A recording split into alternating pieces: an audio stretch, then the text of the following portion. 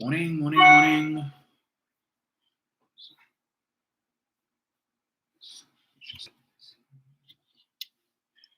Morning, Rena. Morning, out there. Morning, Roxanne, and all my brooms. Yes, Roxanne, we still sweeping. Blessed Tuesday to you as well. Morning, Alberta. Sedena Kwashi, morning. Terrence Swan, morning. Gerald Pascal, Rupen Gangadine, morning to you guys. Morning, Donna. Morning, Gilan. Viewing us all the way from Canada.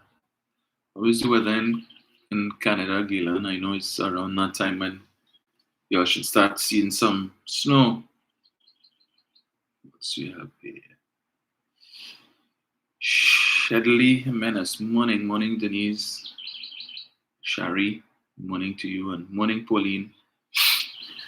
Good morning to His Excellency, President of Pleasantville, Nigel O'Connor. The Republic looks very sunny today. Okay, very nice. First Lady Mauricia Keegan, morning to you. Morning, morning. Let's see here. Jennifer Joseph, morning to you as well. Kevin Sebro, morning, Kevin. Terrence Cummings, Alfie Alien, morning to you.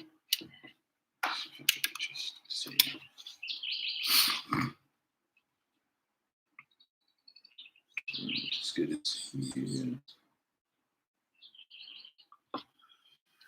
Right. Let's see.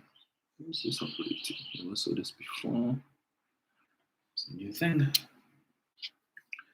Morning, sir.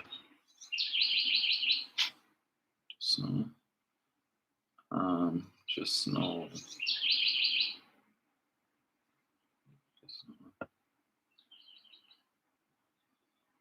So I just need to adjust something here, folks. Hold on. Just now. Oh gosh. What am I doing? Shucks. What am I doing? What am I doing? Delete. The wrong thing. That's why.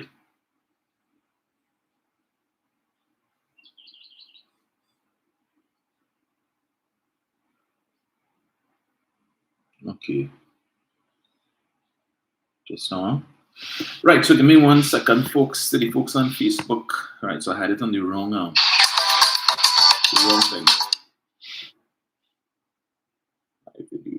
Just now, let me just change this here.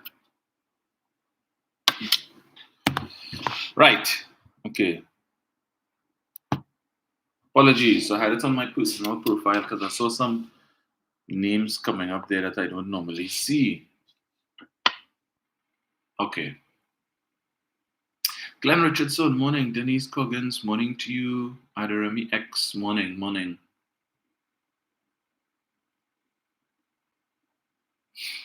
So let me just give the folks on Facebook an opportunity to come on there.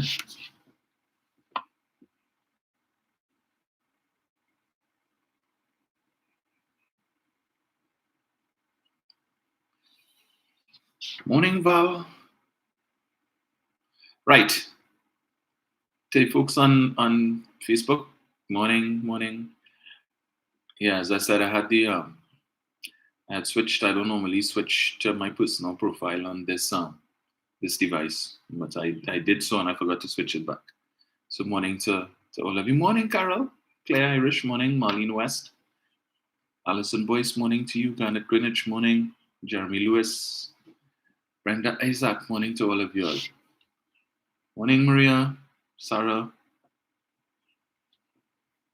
I see the name Sarah. I have a meeting at 10 o'clock with another Sarah. I'm not looking too forward to that meeting, but anyway. Morning, Diane. Rosemary Headley, morning. Rosemary, Wendy, Prosperi, morning. Prosper, morning. Morning, Denise. Mary Day, morning. Pamela Nelson. John Edwards, morning. Kathy Ann Best, morning to you guys. Right, let me see. Right, so 6:39. Well, I guess the other guys will jump on.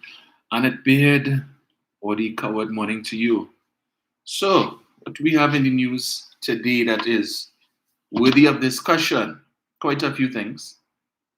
Chief among them being that the US has now decided to, or is in discussions as we speak, to lift sanctions, economic sanctions on Venezuela, um, in particular with respect to their oil and gas sector. Um, and we know the US has certain interests with respect to that as to why they're going down this particular road.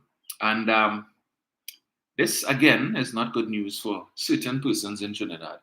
In fact, quite recently, I think I can't remember if I would have played it for you or not. The another episode of Doubles and Coffee, or was it Douglas Politics? I think it was Doubles and Coffee, where the Douglaya had quite a few things to say with respect to the Dragon Gas deal and, Rowley and Young beating the chest, but nothing going to come of that because what they given Maduro and the US said that you can't give them cash and all of that. Anyway, they had plenty to say, right? But I'm almost certain we're not going to hear them say anything with respect to this latest development. As of yesterday, I think the US and Venezuelan officials are supposed to be meeting in Barbados to have their discussions with respect to the way forward. And Maduro is being asked to make certain concessions, which, based on what we've read so far, he seems to be inclined towards in allowing certain opposition forces to contest next year's presidential election.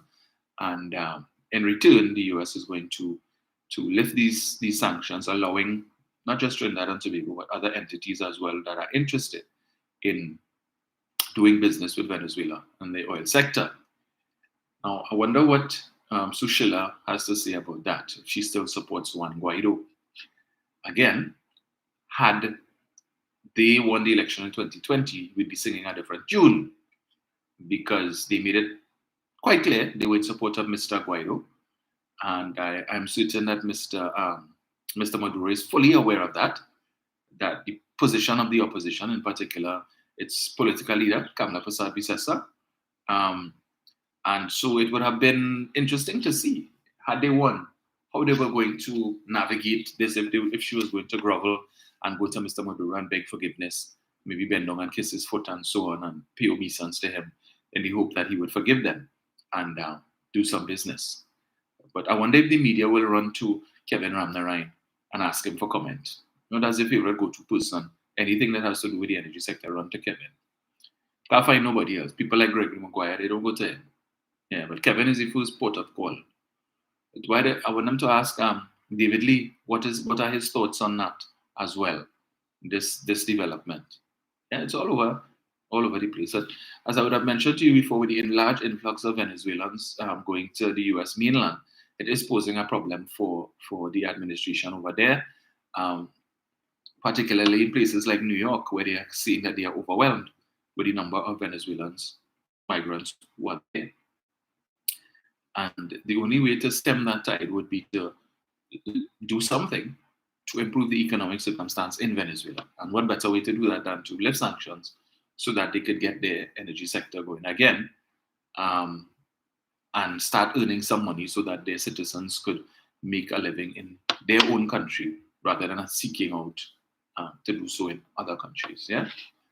So that is a positive development there for Trinidad and Tobago, not just for the Dragon, but also for Manatee, the Laurent Manatee field as well. And given the praises that Mr. Maduro would have given to Trinidad and Tobago after the recent signing of that deal, who knows what other possibilities could come out of that. So certainly that arrangement between Trinidad and Tobago, Venezuela, augurs well for our future with respect to energy security and the income that could come from that. And that should only be in the hands of one party. Well, you know what I mean. The last time, we know what happened. That when money flow in, when that party was in power, we saw what the outcome was. Free for all. There's only a set of grant and more grant. You want grant? Come and get grant. Yeah? You don't have to work. Don't worry, the government will take care of you because we're looking for votes. And we know that it is not necessarily the PNM's policy the PNM doesn't have a policy of handouts. Their focus is on hand up. But on the other side, handout. Let's think of all the other different handouts we could give people. Put money directly in their hands so they could depend on us and all of that. But anyway, yeah. But I wait to see how that develops. So a couple of things I wanted to touch on this morning. Let me see if I pull this. I didn't really talk about this much, right? But this situation last week with the eviction, the HTC evictions. And this one I want. Let me just put this on here. Right, where the HTC would have undertaken or begun an eviction drive in San Fernando. And there was a young lady, 30-something years old, she was 32 years old or something like that, her home was one that was supposed to be seized by the state. And she was making an issue with respect to the fact that she had 7 children and they had not paid HTC in some 15 years. Let's see if I get this here. So, right. So let me just adjust this here. Right.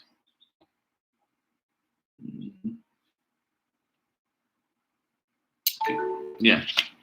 Yeah. So in some 15 years, she and her husband had not paid the HTC. In fact, the husband admitted that since they got the house 15 years ago, they only made 4 payments to HTC. And there's been a bit of conflict between what the wife is saying and what the husband is saying. Because she's saying that they went to HTC and HTC said they weren't ready to take payments from them as yet. But yet still the husband admits that they would have made 4 payments. So I don't understand. You could make 4 payments and then you're now saying that the HTC tell her that they weren't ready for payments yet. So why did they accept those 4 payments if they weren't ready? And needless to say, it's 15 years in arrears, and that works out to something like, I think she said they are now owing about $60,000 to the HTC. She said the HTC allowed the debt to reach 60,000 and then now coming to evict them. Now, to the best of my knowledge, normally an eviction notice would precede eviction, right? So I don't think the HTC is so crazy to, one, tell you we're not ready to take payments yet. Allow the payments to accrue to that amount and then just show up one day without sending you notices, notice to quit, eviction notices warning you to tell you, well, look, your home is in danger of being repossessed. You need to come in and make an arrangement or whatever. And we know generally people tend to test the waters. So they send me an eviction notice. I will ignore it, man. But see, this and another one, I will ignore it. And I suppose after 15 years, you realize that the agency ain't doing nothing. Eh? So even if you tell me that the agency told you they weren't ready to receive your monies, you should have been putting aside that money just in case. Just in case, put aside that money because you know it is not yours. You were supposed to be paying the people the money every month. Put it aside in an account. Even if maybe now and again you run into a little hard time and you decide, well, I will touch it and take a little thing. Make sure you put it back. So whenever the HTC ready for the money, it's there. I don't want them to show up in front of my doorstep one day with bailiff and police to say they come to put out my things and I ain't have no money to pay them. Apparently that didn't happen. So now, I think the husband said that he went to the boss, talked to his boss, and his boss loaned them $25,000 to go and make a down payment to try and stave off the eviction. Right? 15 years we're talking about it. And I raised the issue because I've been looking at it as it pops up on social media. And when I read the comments from usual suspects, right? The usual suspects who like to say the PNM does encourage that. That PNM, anytime you see HTC tenants in arrest, it must be that they are PNM supporters. They always say that. They like to talk about, when I was on that radio station, there was one called Central. Always love to call in and say about PNM people not paying their rent $100 a month and they're paying that. And all them people on George Street and Nelson Street, PNM, yeah? That's how the PNM does buy the vote. Because how much years they win, how much thousands and tens of thousands of dollars, and they can't afford to pay $100 a month and all of that. $150. And when you read the comments, all of them, So they're putting out posts and whatnot, trying to put the blame. Was the PNM encouraged that? 15 years. Was the PNM in power for the last 15 years? Unbroken? I want to ask all of the supporters of that party who have plenty to say now, and is the PNM encouraged that? Between 2010 to 2015, did she make any payments? Did Munilal, as the Minister of Housing, make any effort to get back any of that money? To get them to start paying? How many others like this family are there out there? So this logic that the UNC has, and again I keep asking, right? 15 years. They totally ignored 2010 to 2015. So apparently that family, they paid rent they paid the mortgage between 2010 and 2015. And it's only when the PNM came back in power, they stopped paying and started and went back into arrears, right? That, if you listen to their logic, that is the impression that you will get. Always talking this nonsense about the PNM is like to encourage, and the PNM, and the PNM, and the PNM. UNC don't do that. In 2020, right? Sometime around September, October of 2020, I believe it was, if memory serves me correctly. WASA went on a disconnection drive. We're going to talk about WASA this morning too. WASA went on a disconnection drive for persons whose accounts were in significant arrears, not people who were in for 1 quarter or 2 quarters. People who were owing WASA for years and not paying. Why? Because they know WASA don't really disconnect people. So because the process for WASA to disconnect, they never come and find the mean and dig up. In some cases, this mean buried under how much due for years because, yeah, right? So to find this thing now, WASA is a stress, you have to come with backhoe and all kind of thing. It's a process. And makes it difficult for WASA to really carry out a disconnection drive as other public utilities could do. So whereas the meter man come, you just walk in your yard, right? Check off the meter, the glass piece, do what they have to do, electricity cut. TSTT, you didn't pay your bill, you decide to make a call and I hear all outgoing calls from this unit are temporarily bad due to an outstanding balance or whatever it is. Right? Cable TV, you name it. Internet, simple. They just cut it just so. But it is most difficult for WASA to disconnect. And people take advantage of that. I know people who pay $108 a quarter. $108 a quarter, I think that is self-help thing or whatever it is. And still, they're not paying the bill. They're not paying the bill. But when they need to get water, right, they will go up. They pay $108 a quarter. But every week, they buy this big the big 5-gallon bottles of water from Blue Waters, costing $30-something, right?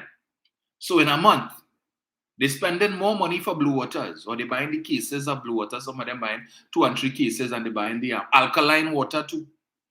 So in a month, they're spending more money on Blue Waters than paying WASA for the quarter, right?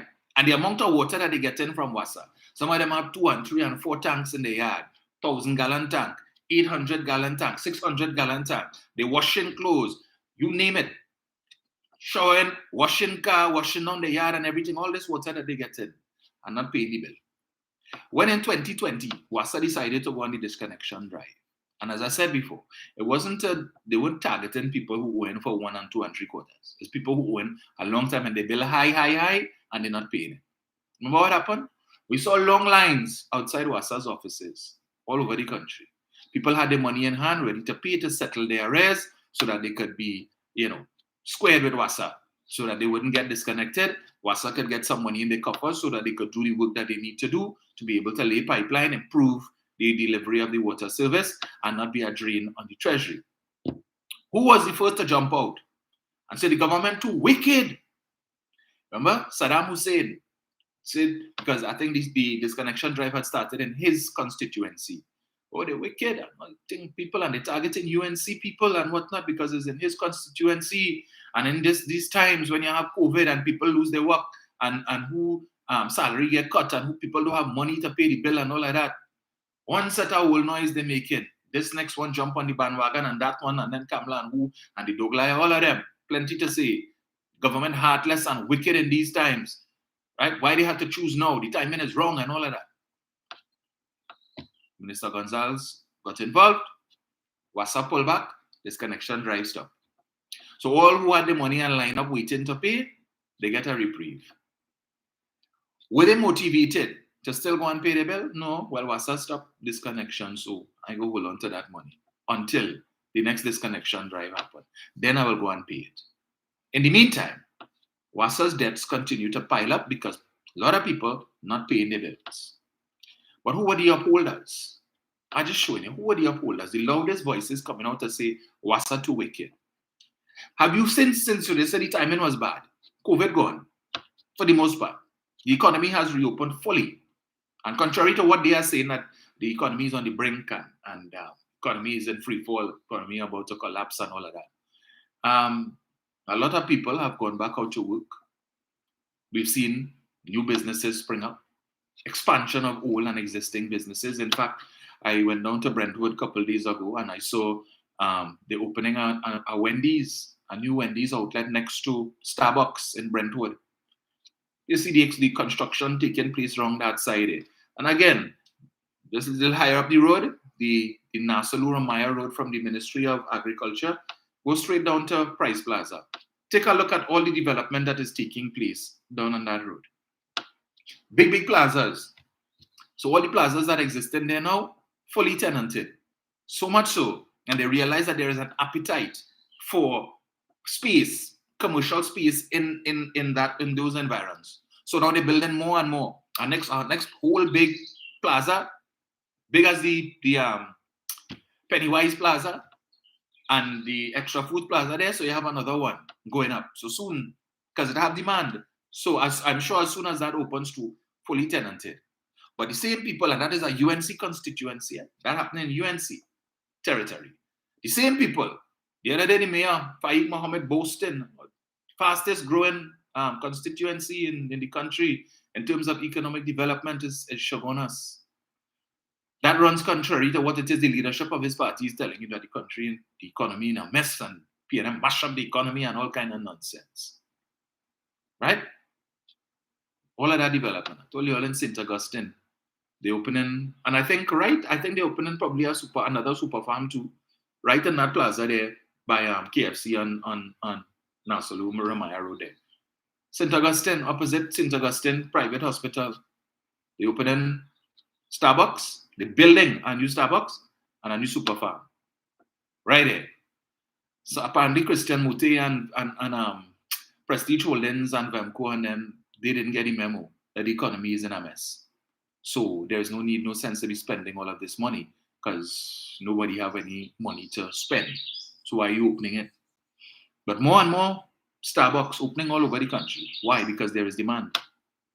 People ain't buying Hong Wing and Nescafe anymore and 3-in-1 when they're home. Yeah? They ain't doing that again. Now wait until they go to the office and to use they have the bottle of Nescafe and your you call it your green butterfly or carnation evaporated milk and so on. It had thing in the office, They may want that. No, they want latte and something. What is the caramel macchiato and whatever it is. I don't know. I don't drink coffee. All these set of things. Breakfast, a basic breakfast in Starbucks is about $79 minimum, and that is what. Yeah. So all this, we ain't about to spend money to buy these things in the office anymore. People back there, Starbucks, rituals, yeah. But the economy in a mess. So I come back to the point, right? So WASA's disconnection drive was stopped. UNC told us in 2020 that wasn't the right time. 2021 wasn't the right time. The economy is fully reopened. Is now the right time? I want to ask them that. Is now the right time, or should WASA just continue to allow people who owe in for years and years to continue to owe and not pay? In the meantime, because the authority is not getting the kind of funding that it's supposed to get from people coming in and paying their bills for the service, they're complaining. Oh, the RIC, they say next is WASA to increase WASA rates. You will have all you who complaining about they going and increase WASA rate that will affect all because you all haven't been paying your bills. So you're complaining we gotta pay more, but you're not even paying now. So what is your complaint? What is your complaint?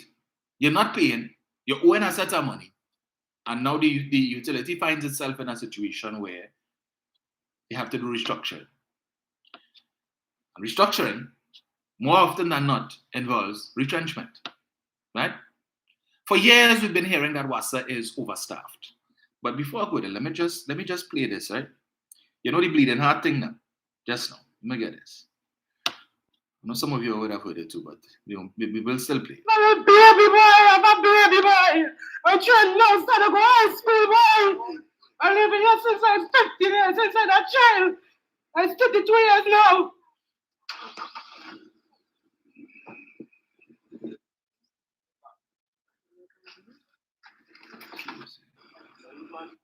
I live at number 94 Third Hill, Shire Avenue. I'm a mother of 7. I live at a agency building and I've been evicted because I owe some amount of money to them, right? I have nowhere to go with my 7 children. I beg and plead them to pay $25,000 on the spot today and they still can't help us. We went many occasions to pay them and they still not ready for we to pay us yet. You understand? When we do went back was $60,000, we were in there wait until they reach just fathers to come and give you an eviction letter from last week Thursday to now. I have nowhere to put my 7 children. Where I go with 7 children on the road? Them people crazy, man. You don't think somebody tell about them no cry. Just walk on. I thought anybody was trying on the road. 32 years old with 7 children. I think one of them is a newborn. 32. 32. 7 children. So this is the point we keep making. 7 children at age 32 certainly would put significant hardship on anybody. So it would, of course, challenge your ability to be able to pay a mortgage. She said she's been living there since 15. So I don't know if it is that this is a property that they would have inherited or as the case may be, I don't know.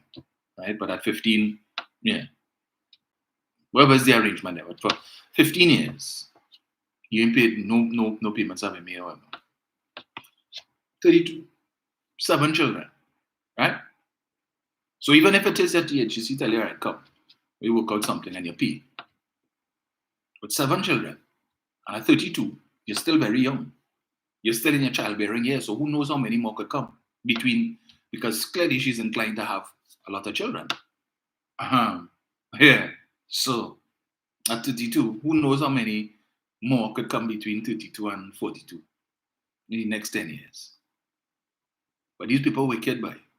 They're wicked. Why supposed to do with my 7 children? So the HEC is supposed to come and say, you have 7 kids. Poor thing. All right. Kid, take the house for free. Take the house for free. You have 7 children, right? She said that they went and they asked them to pay 25,000. If they could pay 25,000. I'm sure something would be eventually worked out because I don't think the agency is so heartless and heartless, right? But they would take their situation, their circumstance into consideration. You pay only 25,000. What going to happen after that? The husband says, "Well, if you give us a chance, we will. I will make sure to pay $1,000 every fortnight and so on until we fix the situation and we up to date with that. Until what? And then you decide to test the waters again. This is the problem, and this is the problem. I come back to the issue of WASA, right? Most of the people who own WASA, I bet you they own TNTech. I bet you they're not own Flow.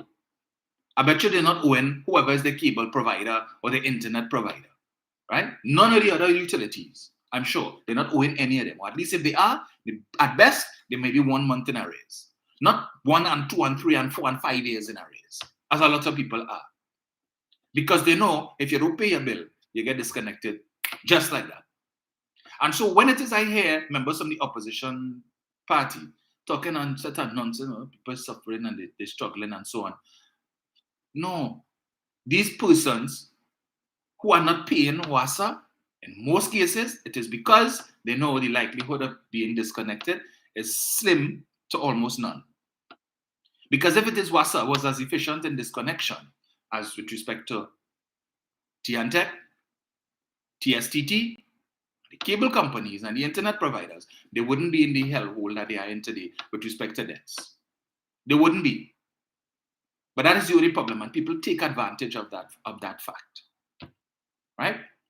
That is why, because you're not going to hear TNTech see long lines of people outside TNTech waiting to pay the bill, as we saw with WASA. You're not going to see that. Because TNTech don't play. Right? And every time you see this and hear that bill and it has due for disconnection at the top, people find the money and they go and they pay the bill. They're not playing that. Because nobody wants to say, well, everybody else in the neighborhood have electricity and your house in darkness, so they will know what went on, right? And it's not like the TNTech people has come incognito.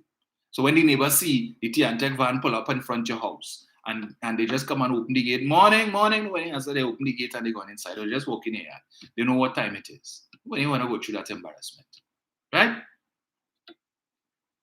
32 years old. I see the UNC talking again about the PNM thing, but at least the PNM was able to get a portion of the debt. They were able to recover a portion of the debt. How much did the People's Partnership recover between 2010 to 2015? But you know what they are likely to encourage for the sake of votes? All right. So something like that would happen under them, and you would see the MP show up or a minister show up and come in to commiserate. And say, well, yes, well, there's a hardship and therefore the government, this and whatnot. So, yes, we are for the poor and the destitute.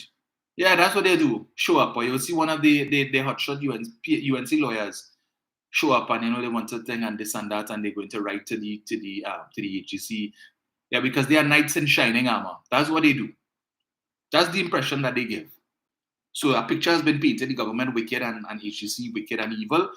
But nobody in focusing on the fact that for 15 years, no money in pay.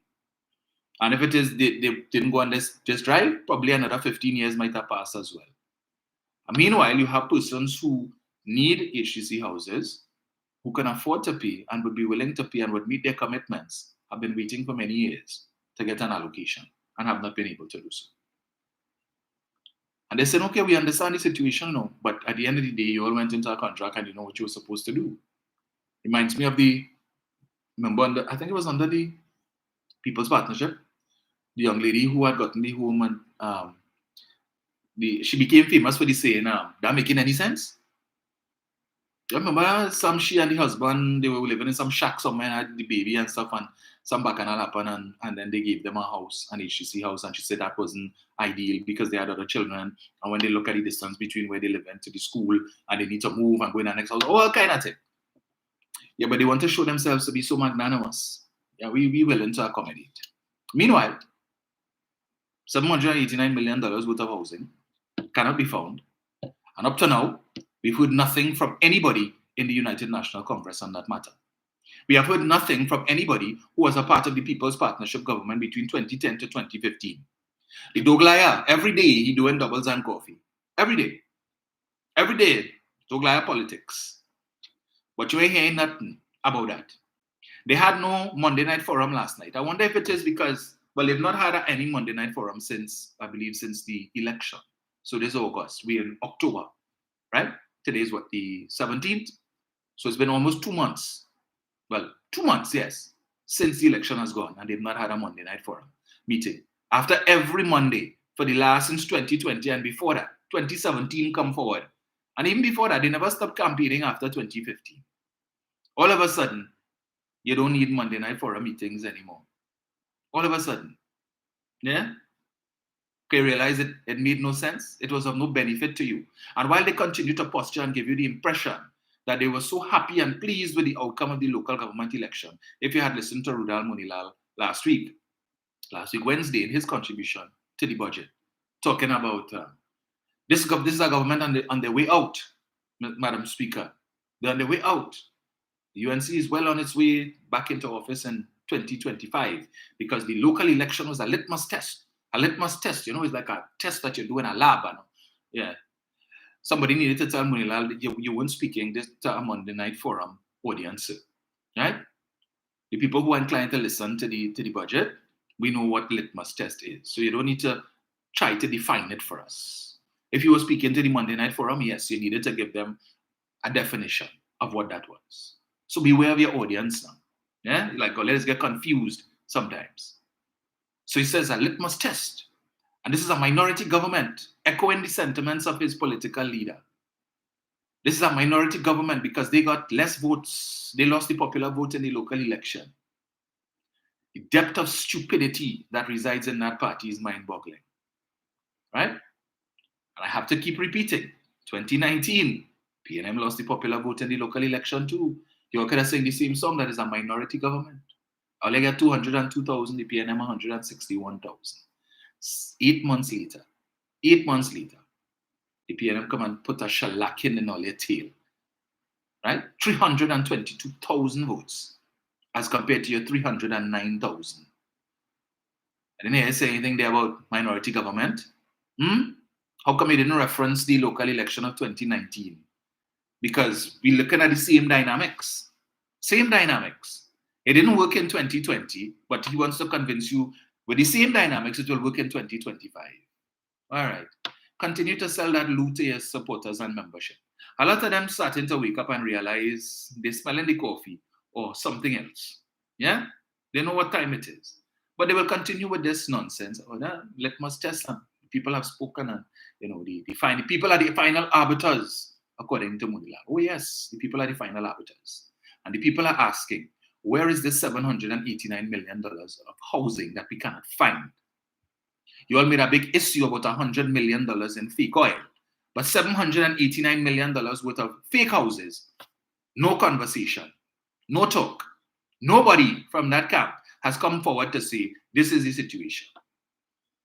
But you have plenty to say about a report into terrestrial lands. Nothing to say about that. The Doglaya talking about everything else. Everything else. Not one word I mention of that. And I keep trolling him every time. We want to hear about this. Talk about that. He ain't talking about that. Yeah? None of them talking about that. So if it is there was nothing untoward there, and that revelation by the Minister of Housing about this audit by KPMG, and they love to talk audit. Yeah? There are plenty to say about audit report when Fali talk about audit report. That taxpayers' money paid for, and we don't know what the audit report says. Almost 2 years now, we only hear about this audit report, and you will be shocked by the revelations. But up to now, we can't hear nothing about the audit report. Almost 2 years into that administration. UNC love audit report. They comment on all others, but we want to know about this. Where this $789 million worth of housing went. Where is it? Where can we find it? Send us the map, send us the location, something. Up to now. Because Camille spoke on what? Tuesday, Friday, Saturday, Sunday, Monday. Not a word from any of them. We wait to see. And I'm going to come back to the issue of WASA.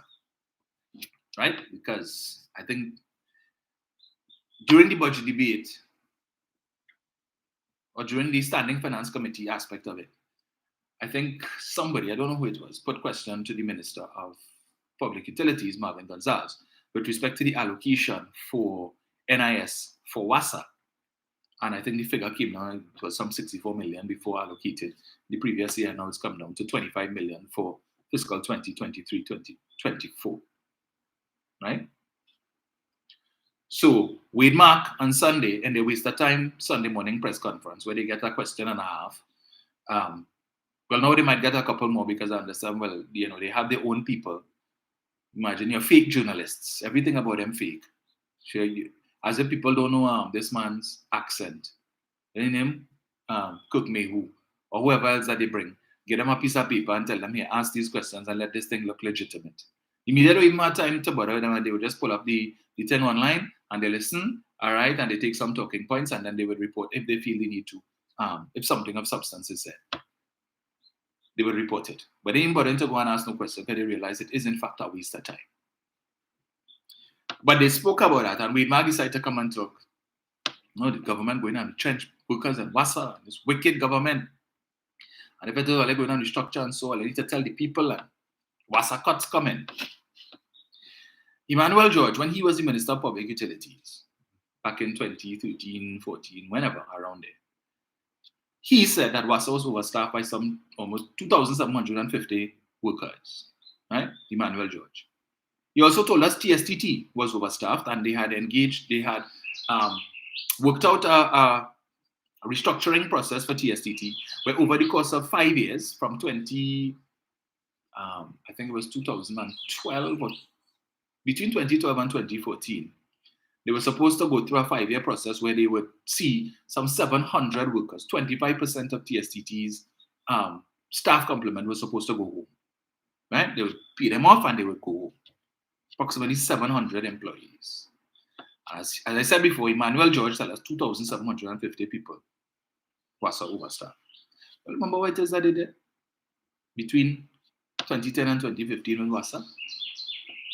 But remind all them, these hypocrites who want to come now and accuse this government of thing, and they're heartless and they want to send home people.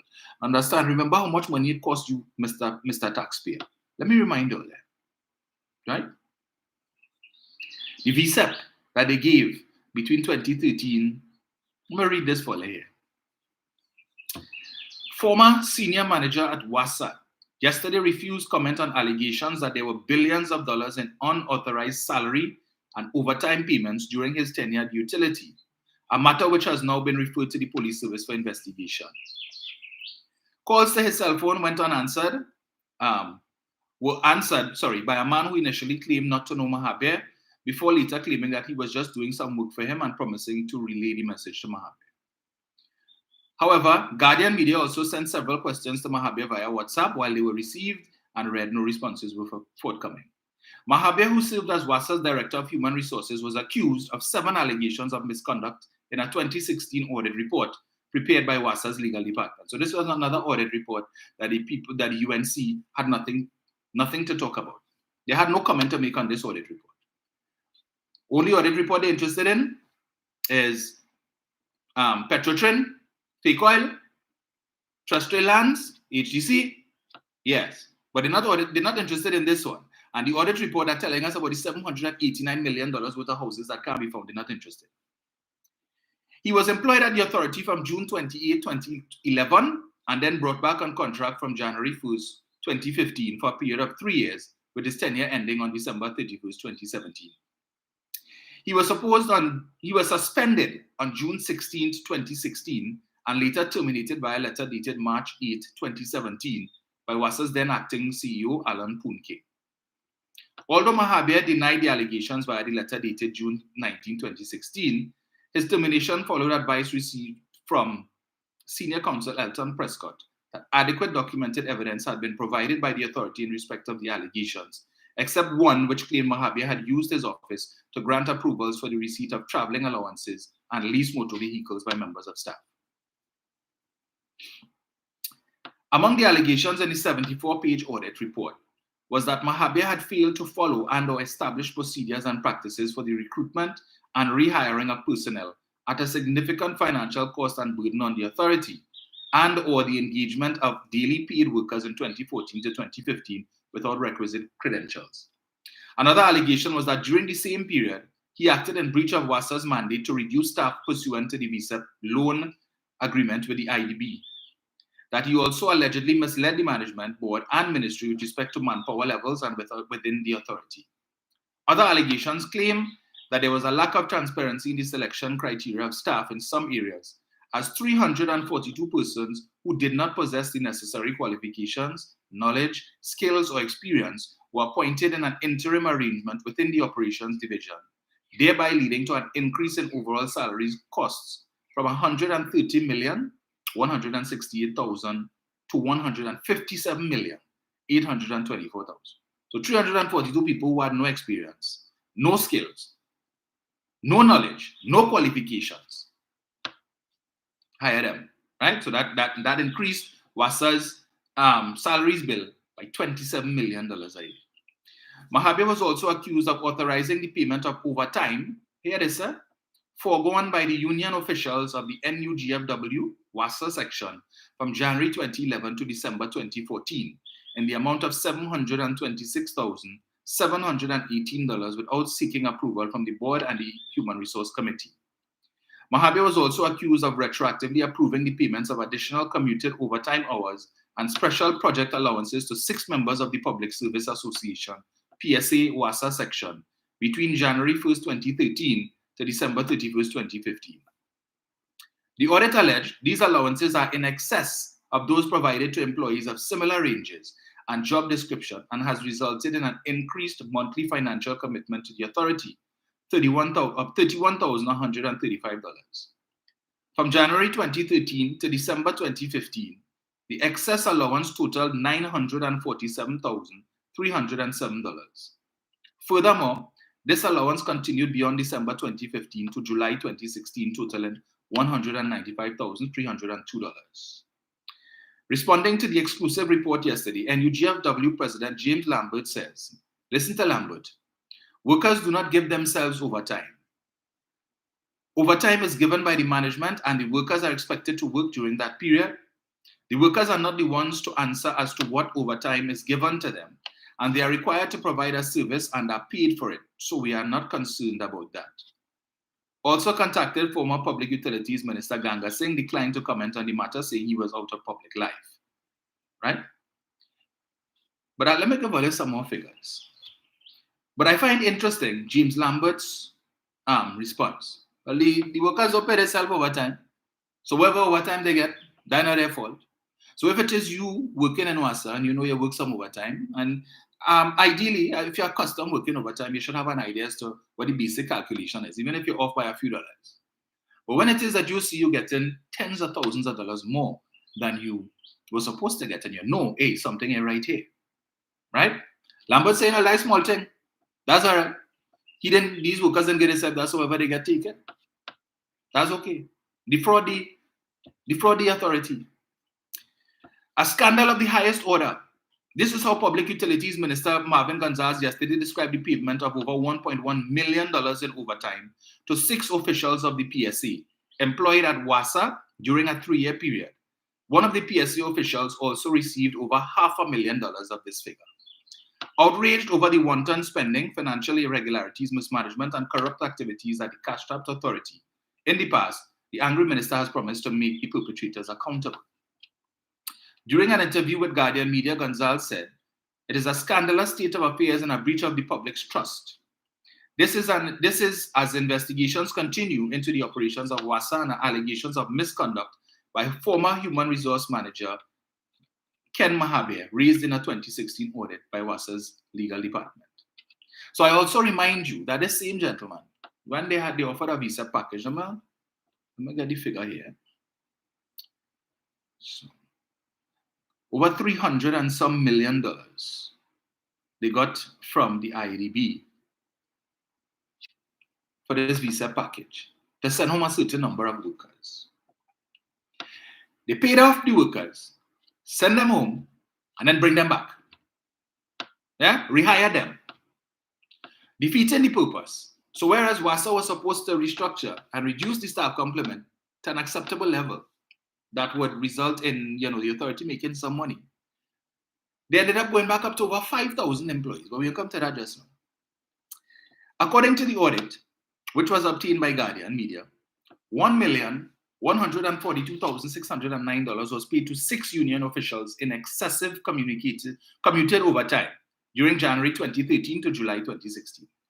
The payouts would have taken place during Mahabir's tenure. He served as director from June 28, 2011, before returning to the authority on contract from January 1st, 2015. So after this man perpetrated this fraud, allegedly,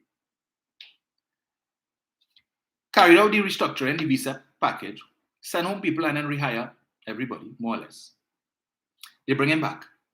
He did such a good job that they found, yes, we need to bring this man back for a further 3 years on contract. Right? 2010 to 2015. Understand who did that.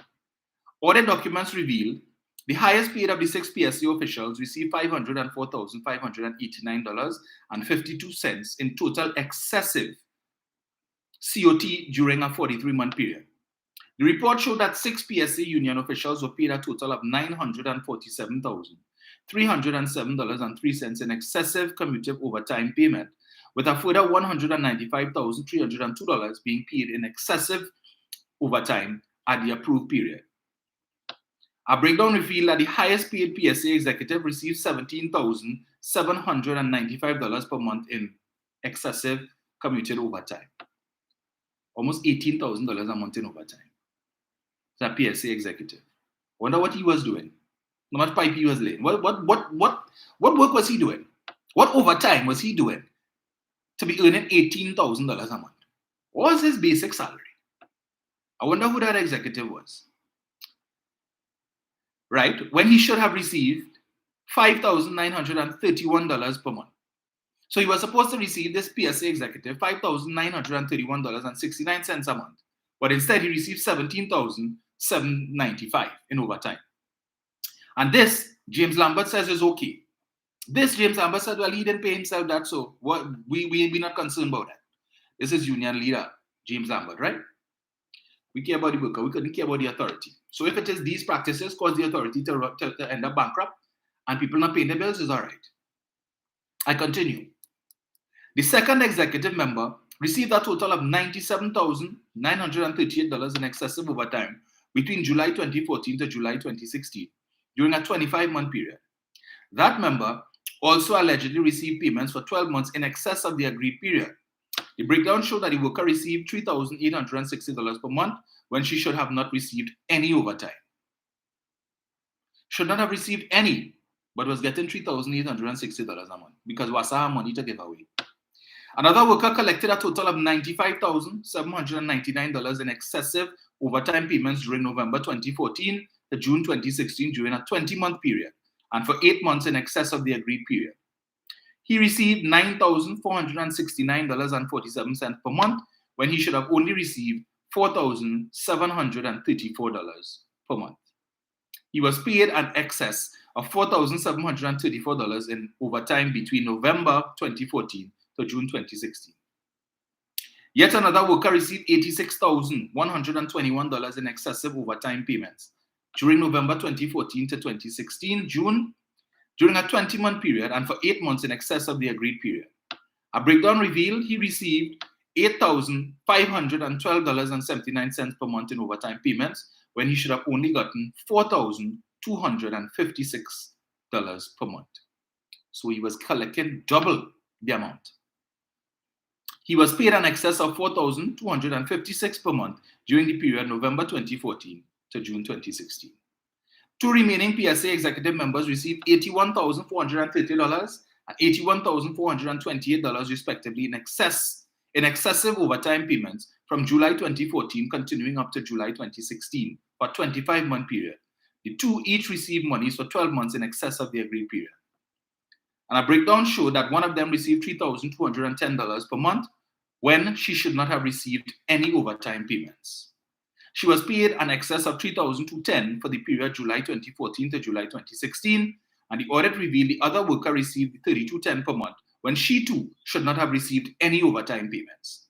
She was also paid an excess of $3,210 for the period July 2014 to July 2016. PSA is one of the three unions that represents daily paid and monthly rated workers at WASA. Although it was claimed NUGFW representatives had received overtime payments, no breakdowns were included among the audit documents. So let me get this here, right? Now, these are the union executives. Union executives, right? These people leading the union. Yes, you're supposed to be bargaining for the workers, but you also have a duty of care to the employer as well. These people, you see it mentioned here, some of them wasn't even supposed to be receiving any overtime, but they collect overtime, right? To the tunes of hundreds of thousands of dollars, one person get over $500,000 in overtime. And it speaks to the level of honesty of the people leading these unions. Yeah? All you wasn't entitled to that. But for almost 3 years, you're receiving these payments that you know you're not entitled to. You know you didn't work any overtime. And you're like the union leaders. What example is setting for your members? Robbing the authority, right? Thieving money. Aided and abetted by a man who was hired by the People's Partnership. Given this position, he running the authority. He running that section there. Let me get this other part. Let me get it there, right? Where is it? Hold on, give me one sec there. Just get this here. Right. PM to get report on $1 million VSEP scam at WASA. 2016 internal audit report into a former senior manager at WASA has unearthed numerous incidents of misconduct which directly resulted in the water company hemorrhaging millions of dollars in salaries and overtime. You all wonder why WASA in the hole that it is in now? And the actions that were taken then to defraud the authority and to defraud the state has contributed to the situation that WASA finds itself in today, where they need to let go some staff.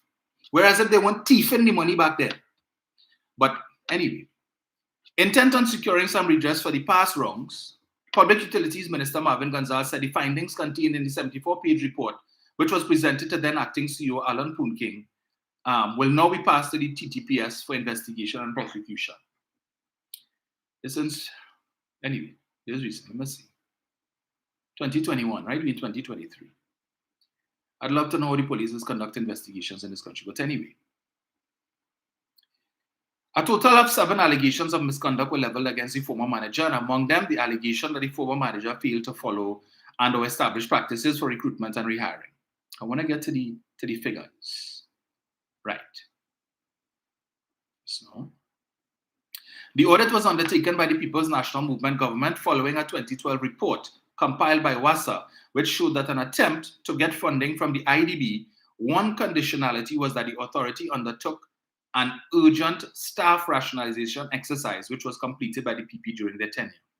At that time, WASA was tasked to get rid of, or rather to get 2,500 of its 5,000 employees out of the organization. By 2015, however, WASA's workforce had ballooned to its original figure of 5,000, which triggered WASA to undertake the audit to find out what had led to the rehiring process. 1,474 new hires. A review of the HRIS in the audit showed that a total of 1,474 new hires were made by WASA during 2014-2015 by the senior manager. This comprised 367 monthly paid workers, with 1,107 daily paid workers, of which 640 were said to be local laborers. From March 2012, the variance in manpower levels jumped from 428 to 1,763 by September 2015. The audit found that the manager failed to report the actual number of new recruits and also misrepresented the manpower levels in his reports to the board. The manager reported inaccurate manpower levels to the board. The audit found that in 2015, the manager knowingly reported inaccurate manpower levels in the VSEP 2012 to 2014 closure report. He reported that the authority's pre-VSEP staffing level of 4,386 declined by 961 employees as a result of persons utilizing VSEP, inferring a total manpower level at the end of August 2014 to be 3,425. This did not reflect the actual manpower levels on the HRIS database of 4,644. Staff levels continued to increase over time to 4,711 in January 2015, and the date the VSEP closure report was presented, and to 5,114 by the time he proceeded on administrative leave in November 2015. It also revealed that there was no approved documentation guidance established and utilized for the hire of local labor. In spite of the authority's effort to reduce staff via the VSEP, the manager signed and approved requisitions for the hire of at least 137 out of 640 local laborers hired between 2014 to 15. Workers without ID cards recruited. A review of 13 local labor files showed that 5 persons were recruited although they only possessed ID cards. This is contrary to WASA's recruitment and selection policy, which requires a candidate to present 7 forms of documents ranging from birth certificates, national ID, 2 testimonials, academic certificates, NIS and VRM numbers, certificate of good character, and driver's permit if needed. A review of the database also indicated that 455 of the 640 local laborers were hired in 2015, with 185 in 2014. Total staff costs, including overtime and retroactive payments for 2011 to 2013 agreements for these additional employees from the date of hire to July 2016, amounted to $64,317,592. Salaries increased by 27 million following the visa exercise. Now, last I checked, when you have a visa exercise, salary is supposed to go down. It went up by 27 million. But the minister, the government didn't know about that. Right? Who was the minister then? That was another wasteless ministry. The Ministry of the Environment and Water Resources. Where is that ministry today? The audit stated that the tactics employed by the manager in crafting an arrangement pending the approval of the proposed operation structure created loopholes that resulted in arbitrary upgrade of staff and increased salary costs in sums exceeding 27,655,000 during the last 2 years. If continued, this has the potential to incur an additional monthly financial burden of $1,379,289, which can no longer be sustained. And this led to an increased financial burden on WASA. So when they want to talk about why WASA is where it is today, an increased financial burden on WASA. 2010 to 2015, you all went to the IDB. They give all your loan. Tell all you, the condition for this loan is you need to reduce your staff complement. Oh yes, we will do it. Staff complement increased. Anybody get locked up? You hear the UNC talking about that? Waganga Singh say, well, I out of public life, don't ask me nothing. I can't answer no questions. Go and ask Kamla. The audit also discovered that the manager authorized excessive and additional commuted overtime hours to specific employees on the special interim arrangement, where up to 60 hours in excess of the staff members' entitlement was approved, resulting in an increase in monthly staff costs of approximately $153,624. These are the PSA executives. Excessive overtime paid to union officials. The audit also discovered the manager also retroactively approved the payments of additional COT hours and special project allowances to 6 members of the PSC WASA section between January 1st, 2013 to December 31st, 2015. I wonder if Watson was aware of this. What was Watson's position on this? Did Watson even care? I wonder if he was aware. Anyway, I wonder if he got caught. Anyway, these allowances are in excess of those provided to employees of similar ranges, right? From January 2013 to December 2015, the excess allowance is totally $947. So we touched on that already. You get this here, right? Yes. So that was the state of affairs, WASA under them. Over 5,000 employees. When the IDB tell them, to get this loan, you need to cut the employee complement. WASA is where it is today.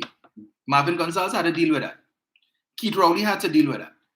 This PNM administration has to deal with that. How do you expect them to deal with it? Hire more people? Do like them and give a visa and then hire back everybody and defeat the purpose? For what?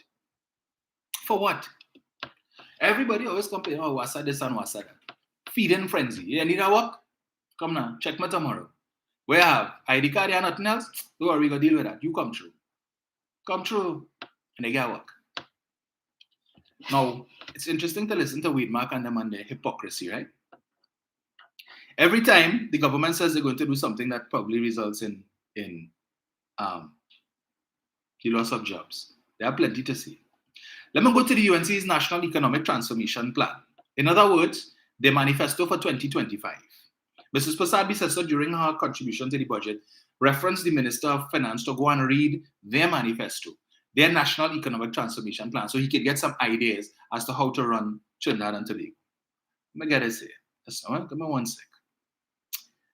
Right. Let's see this here.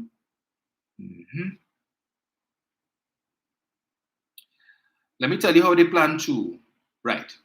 Page 48 of 126 of their National Economic Transformation Plan. Go and pull it up. There are currently over 100 state agencies and statutory authorities and their subsidiaries operate across the economy on behalf of the government as owner or part owner. This is massive state involvement. This is the UNC's manifesto I read in here. The state enterprise sector is supposed to contribute to the economy through foreign exchange earnings, employment, dividend payments, and taxes. A word they don't like, but they have it here. Instead, many state enterprises have accumulated significant losses, imposing a substantial fiscal drain on the treasury and a drain on the taxpayer. Really? The UNC saying that there are state enterprises that are suffering losses and are draining on the taxpayer? I wonder if Petrochin was one of them, boy. Okay. We have seen where state agencies have been mismanaged, aided and abetted by the government, where the multi-billion-dollar claims have been withdrawn. So I talk about that, right?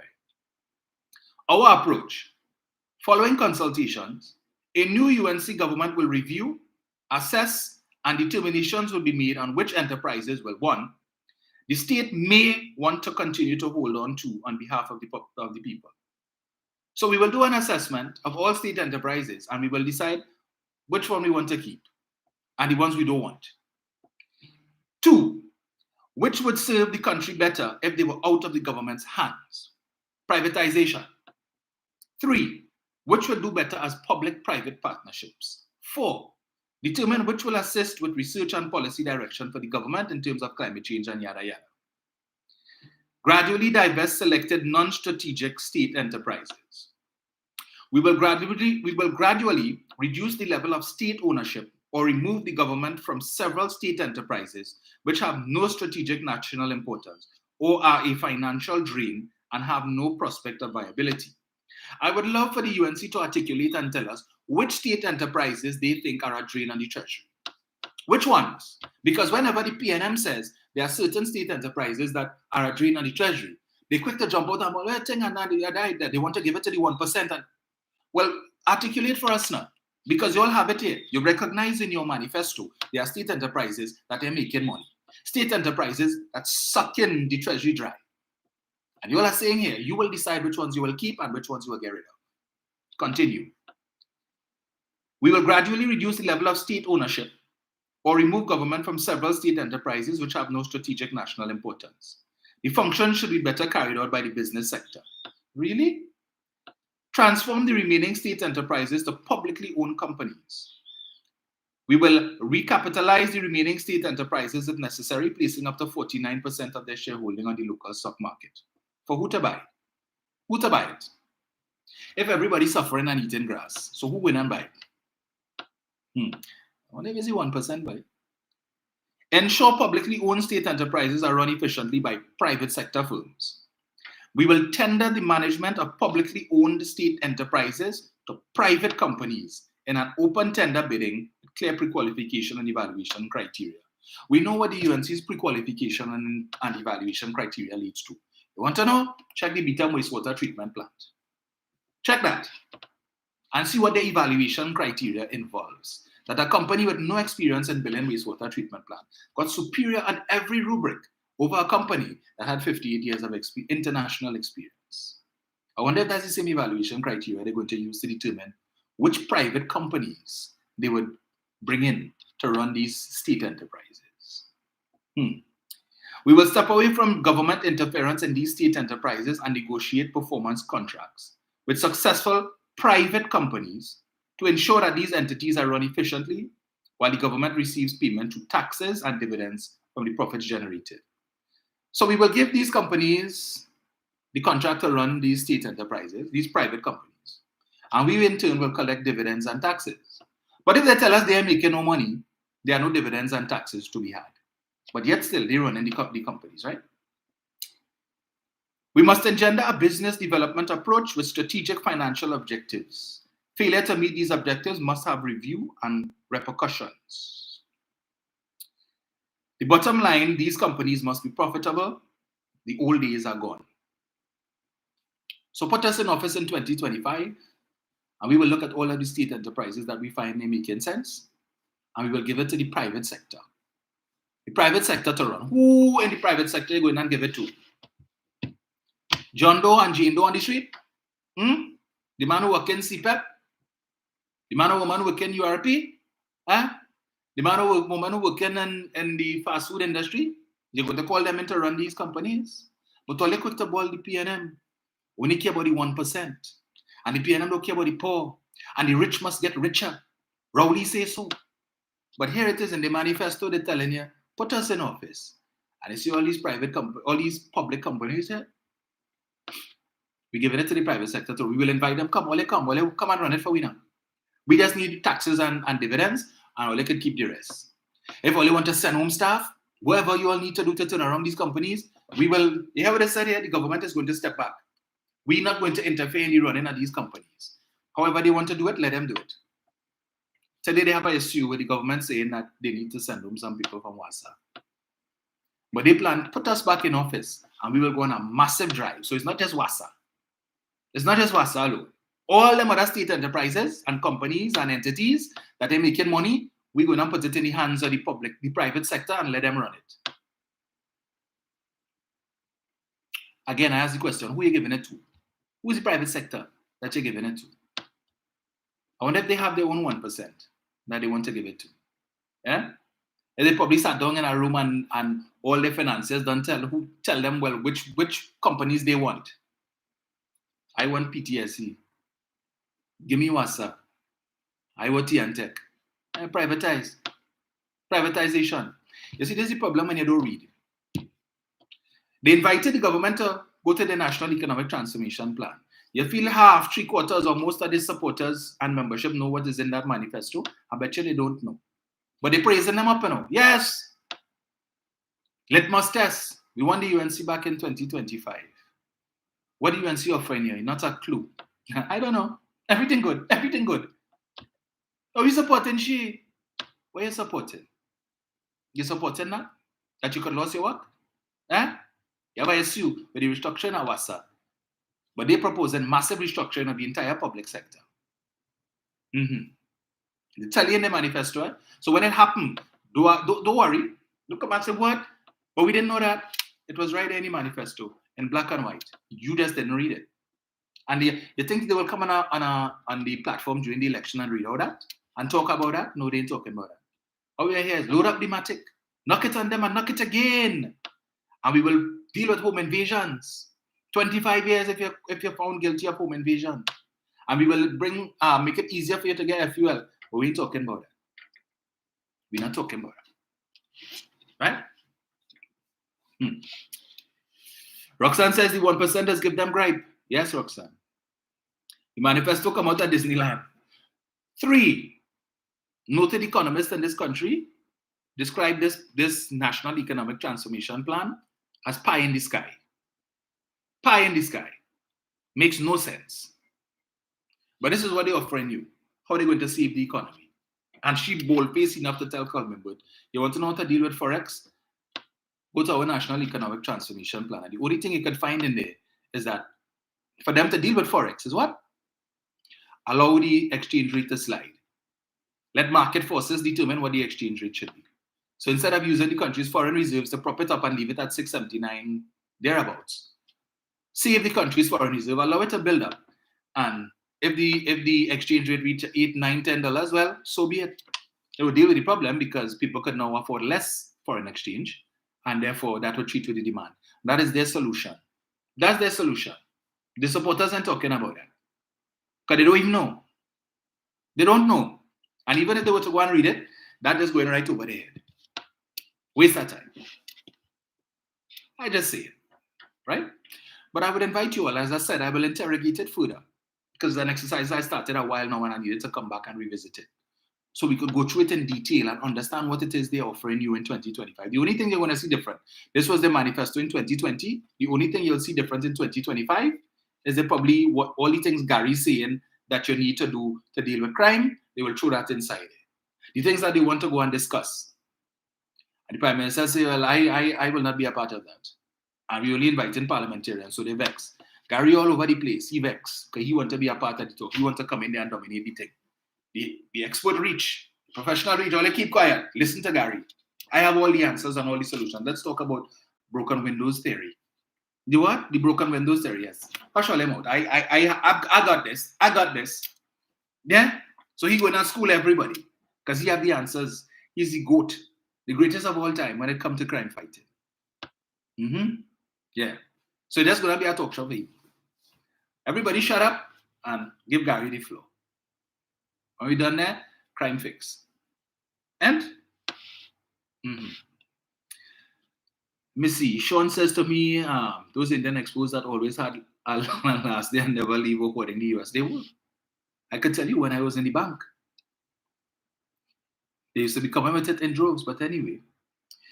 Rena Jennings says, yesterday Kingsley said no one who the PM accused of corruption is locked up. So the accusations are false. Really? Well, if we had to go by that same logic, the accusations that they made against Calderhart was false. I don't know. Kingsley needs to remember the basis upon which the People's Partnership came into office in 2010, back when he used to support the PNM strong. From 2010 to 2015, he was a Dr. Rowley supporter. I don't know what happened after that. But anyway, let me see here. I would like to know who's the UNC technocrats, just wondering. I would like to know that too. Everton says that's why we can't get water. Business as usual and people boiling for water. Theft by the millions. Theft by the millions. They created. For years, WASA has been under the Ministry of Public Utilities, as it still is now. They felt the need, Mrs. Prasad Bisasa felt the need to create a whole new ministry called the Ministry of the Environment and Water Resources. Millions of dollars spent on pipe, which I understand on Dong and Marchin Road or something, so in Chaguanas, you can go down there and see pipe and more pipe. Yeah, pipe and more pipe that your taxpayers' dollars pay for. And it just there rotted. Whole extra ministry. For what? You had two ministers in there, Ganga Singh and Ramona Ramdiyal as the minister in the Ministry of the Environment and Water Resources. 33-member cabinet to run a country of 1.5 million people. Meanwhile, same time in the United States of America, a country of 335 million people, you had a cabinet of 23 people. Just like Keith Rowley has, a cabinet of 23. All these unnecessary ministries. To do what? To create jobs for the boys. To create jobs for the boys. In fact, I recall budget day when we had on I-95, when we were off air talking to David Abdullah. And he said, when the People's Partnership had just come into office, he had a conversation with Mrs. Prasad Bisasa. And he told her, a lot of these state entities and so on, and these special purpose companies are not necessary. We could do a rationalization and we could do away with some of these, consolidate the functions of some of them under. And he said, this is what he said. Kamala told him, that is a very good idea. But we need to create jobs for the boys. We need to create positions for the boys. So while your idea is good, and it will save the taxpayers money, I need to have these boards because people need board positions. Yeah, this is what Abdullah said. Kamala told him that. Your idea good, but remember, we have people looking for state board positions. And if I get rid of these special purpose companies, there's less companies, less boards. Less boards. We got to create jobs for the boys. Half of them have no qualifications because a lot of these boards have specifics. You must be an attorney, you must be an accountant, you need to have this background, that background. And that is what led to the fake, the false papers crew. People falsifying their resume, doctoring their resume and claiming they have qualifications that they didn't have so that they could end up on the board. Right? And those are the people that they had running the country. Is it any wonder that some of these state enterprises ended up in the way that they ended up from a financial position? When you have a bunch of people on the board who don't have a clue what they're doing, but it's jobs for the boys. So David, your idea is good, but I can't do that because people already went through the landscape already and see who want to do what and who want to be chairman and vice chairman and all of these different things. Yes. In fact, we were hearing about it in the lead up to the 2020 election. They were jostling over who going and be ambassador to where and high commissioner to where and who wanted to be on which state board and all of these different things. That's all they're concerned about. All they're concerned about, right? Because when you're on the board, you're calling the shots. So who could get contract? And who could eat our food? Who could get contract and pay kickback? So all of this bacchanal that was taking place in WASA, under them, right? Hundreds of thousands of dollars being paid in overtime to people who weren't supposed to get any. Not a dime, a penny, near a farthing. I wonder if there were any arrangements. Well, here what? I will sign off on this for you, but you had to give me a kickback. So you're only supposed to get 4,002, but I will give you 8,005. So we will double it up, and you'll give me the extra. or just give me 2,000 or 3,000 out of the extra, and you keep the difference. Right? PSA officials. PSA officials. When they're supposed to be looking after the well-being of the general employee population, they're looking after their own well-being. Defrauding. So that when Desmond Carty said, all are we thief, you'll understand what he meant? They always, one of the most misinterpreted statements ever made in this country. They say when Carty say all are we thief, he meant the PNM thief. No. The man gave you a specific, gave examples of what he meant. So when it is you're not entitled to overtime, but you're getting $8,000 when you wasn't supposed to get a penny, you're thieving. That's what he meant. You're thieving. When you get $500,000 in commuted overtime, when you were only supposed to get $80,000, and you know for a fact you weren't supposed to get that, but you take it, you're thieving. When you are the leader of a union, and you could say, well, workers don't pay themselves overtime. They don't work up the pay sheet. So if it is they get the overtime, that is not their business. That is not their problem. They didn't pay themselves. They didn't authorize it. As a leader of a union, you're thieving. You're sanctioning thieving. And this man was sitting as the vice president of the Senate between 2010 to 2015, while all this wrongdoing was going on in WASA, robbing the taxpayers, the little kakada that we get in from the people who still paying the WASA bills, right? To be able to fund the activities of the authority. You sitting as the vice president of the Senate, thieving taking place in WASA. People who not supposed to be getting overtime, eating a food, drinking a juice and belching, and you say, well, they don't pay themselves overtime. So don't blame them. So who to blame? You're not advocating for who to blame to get punished, you know. All you're concerned about, well, I representing the workers and they get overtime. Whether or not they were supposed to get is of no business of ours because they didn't do up the pay sheet and they didn't send the money to their bank account. And these are the people who want to lead this country. These are the people who lead in unions now. Right? Them lead in union. You could believe anything come out of their mouth? Huh? Anything could come out of, you could believe that? Nothing. And these are the people who now want to embrace the UNC. Is it any wonder? And these are the people that UNC embrace it. Any wonder why? No. They feel anyway. And I think Leroy Batiste was there at that time in WASA in them days. I wonder if he knew about that. If he had any issues with it. Did he raise an alarm bell? No.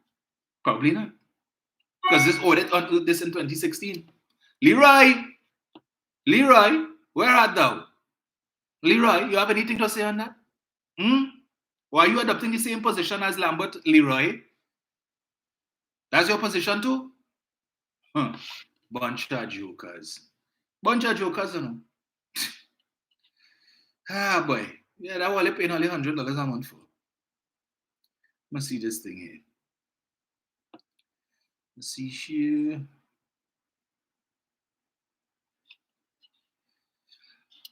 Oh, that's the time by 7:57. Yes, no, huh? Let me change this thing over here. Leroy boy. Folks, anyway, this government have a real task on its hands, you know. Real task.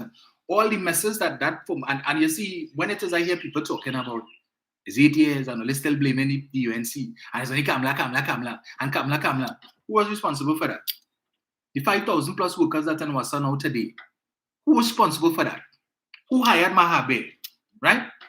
Who take the IDB money and pay visa, get rid of staff, and then bring them back, such that the staff complement was higher after than it was before the visa? That making any sense? But there's a loan that had to be paid back. A loan that is probably still being paid back with interest. And who had to pay it back? Keith Rowley and the PNM. They're the government. So they have to pay for the malfeasance of that party that's telling you they are the government in waiting and the alternative and put us back. So when it is we blaming them, who else to blame? Keith Rowley took that loan for that VSEP, that waste of time VSEP exercise. Keith Rowley did that, right? Keith Rowley was responsible for hiring Mahabe to run that racket that resulted in the headache that they now have with over 5,000 employees, and they now have to undertake the exercise that was supposed to have been completed in 2014. When this administration came in, they were supposed to meet a lean, mean WASA employee complement. Instead, they met a bloated WASA employee complement and a loan that they have to pay back for an exercise in futility. Who to blame for that? Tell me now. Don't blame Kamala and don't blame the UNC. Keith Rowley do that. Who else to blame? So miss me with our BS on all the coming was 8 years and all they're still blaming and still blaming. The impact and the effects of things that they did and decisions that they made between 2010 to 2015 is still resonating today. And that is the point that we are making. The point that all you don't get and you will continue to miss. It continues to resonate today, 8 years later. We're still finding out things that happened between in that time period. $789 million in houses cannot be found. If you know how that griping me, $789 million. The $500 million in cotton notes that never came back in. Where that went? You cannot tell me that you had citizens in this country, like I say, right? Ordinary citizens who will chirrup $200 there and a 500 and a 100 here. You try to tell me that all of that is why $500 million in cotton notes never came back in? Please. Please. There was more than enough time, ample time, right? Long lines, as you all recall, of people going to the banks with the $100 notes to get it changed to the new notes. Everybody who had, grant, give or take, you might have some people who might have had a little 100 here, couple hundred somewhere, persons who might have been out of the country and so on. But even then, some of them were allowed when they came back in to the country, they were able to show that they were outside, they could go to central bank and they were able to change. So 500 million missing in cotton notes. You can't convince me that is chirrup all over the place. When we were hearing stories and Jack was telling us about people who are vault in the floor, right?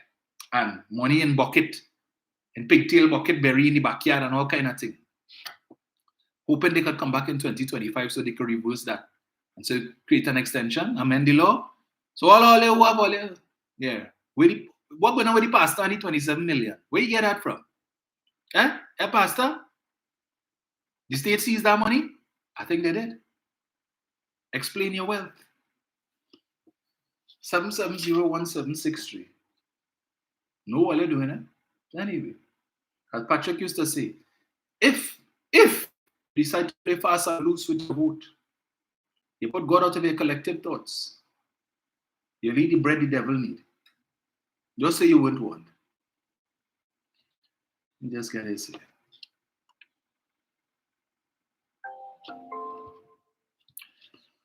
Just let me just connect this device here.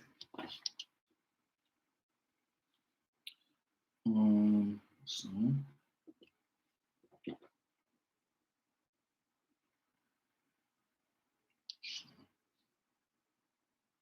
one sec, caller. Hold on. This thing just buffering here. No, I'm doing that.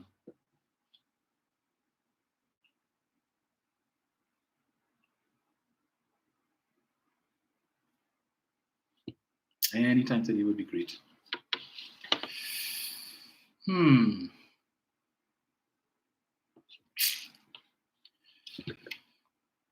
let me turn this off and turn it back on. I don't know why this is not cooperating with me this morning.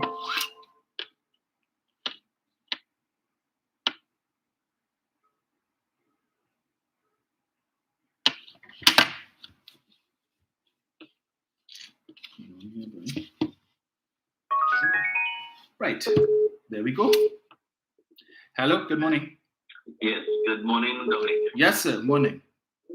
Hey, Dominic, we are looking for some sponsors for the program. Yeah.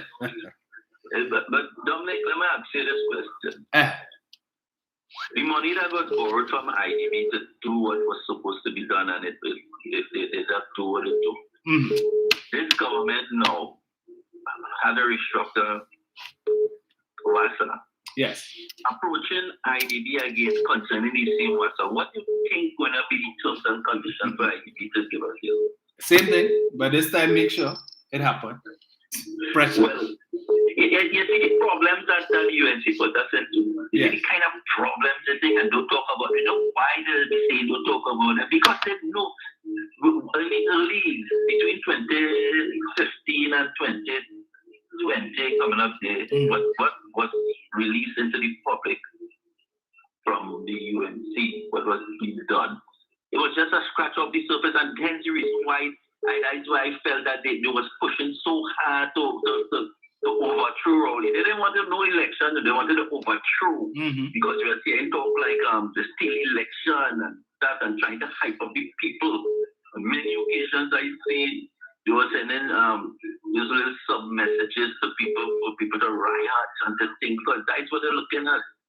Look at even when we had the COVID, the behavior of Kamala Prasad, when we had to call the state of emergency for the pandemic, how she act suddenly just killed COVID and all kind of thing, and she who is one of the first to run and get a COVID shot.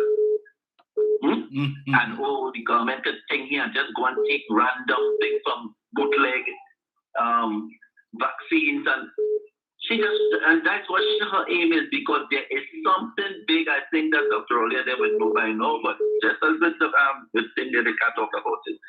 But concerning the lady in the house, I mean, you want to feel sorry for her, but you can't. Yeah. She needs counseling. She needs somebody to talk to her. You can't just sit down and with her property. You know it's not yours. You think the issue here is that based on what is out there, she had to inherit that, because if you live for 14 years, you can't get no house agreement to sign no deed and thing on rental agreement until the age at the age of 14 years. So somewhere along the line, she would have inherited. First of all, she's supposed to go down to AGC with the death certificate of the person, and you know the thing to get on to put that onto your name so you could pay. I think what was happening is that when AGC would approach and tell her, hey, you had to get this thing on your name and one thing, she would have had to hold a little before they put it on her name. But however, she's supposed to be paying the rent to have receipts that she is paying the rent.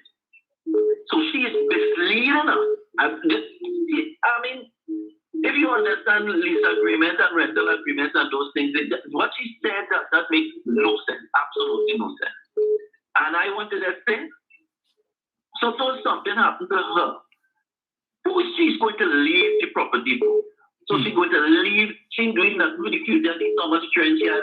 Yes. So when she leaves, like you say, she's just, God forbid, she leaves planet Earth before a certain time. She don't have a say to leave something for the children and them. This is the mindset of so many people, and you have people who will make her feel that she has a right when she don't have a right, and I am seeing that the AG is very lenient with her. And for all of those who would rather jump in, pay them, and I don't pay them and treat black people, I want them to go through certain parts of Barpo and certain parts of penal. When they go through penal to come to Separia and go off the back and see the conditions of some of these people and them living inside those places and them, because most of them squatting. They're squatting on state property and some other people's property. They go in the thick fields, cutting down thick and setting up something and living there and up there. And at that time when UNC came in, all they do for them was give them a squatter's right in the thick fields. A lot of them get squatter's right. But the same UNC they don't really do nothing for the poor people in Papua and on all these places. Yes. There's a select few of them where they get contracts, like the ghost houses, somebody get paid for it. Who get the pay for it? The suffering people and them in those places I just called. Don't be fooling people that nonsense. UNC and look at Kamala Prasad, he says the Safari and thing, and you will see how much people that be balling in Safari. But what they do is they shift it to PNM. PNM and giving them that, PNM and giving them that, and PNM starving them for money. But yet still, you have all of them thieving assets and money. All UNC control thing is most of these people and before the quarters and always have some problem with money. Know that all you will have to pay them money out all your pocket for the land tax and all these other little things that you all have to pay the corporation for, where they get to keep. Let me see all over and to thief all their money. Because that's all they're doing. They're left full in the pockets eating. And they don't care about all about all on top of paying them. I'm going to make it. Thank you, sir.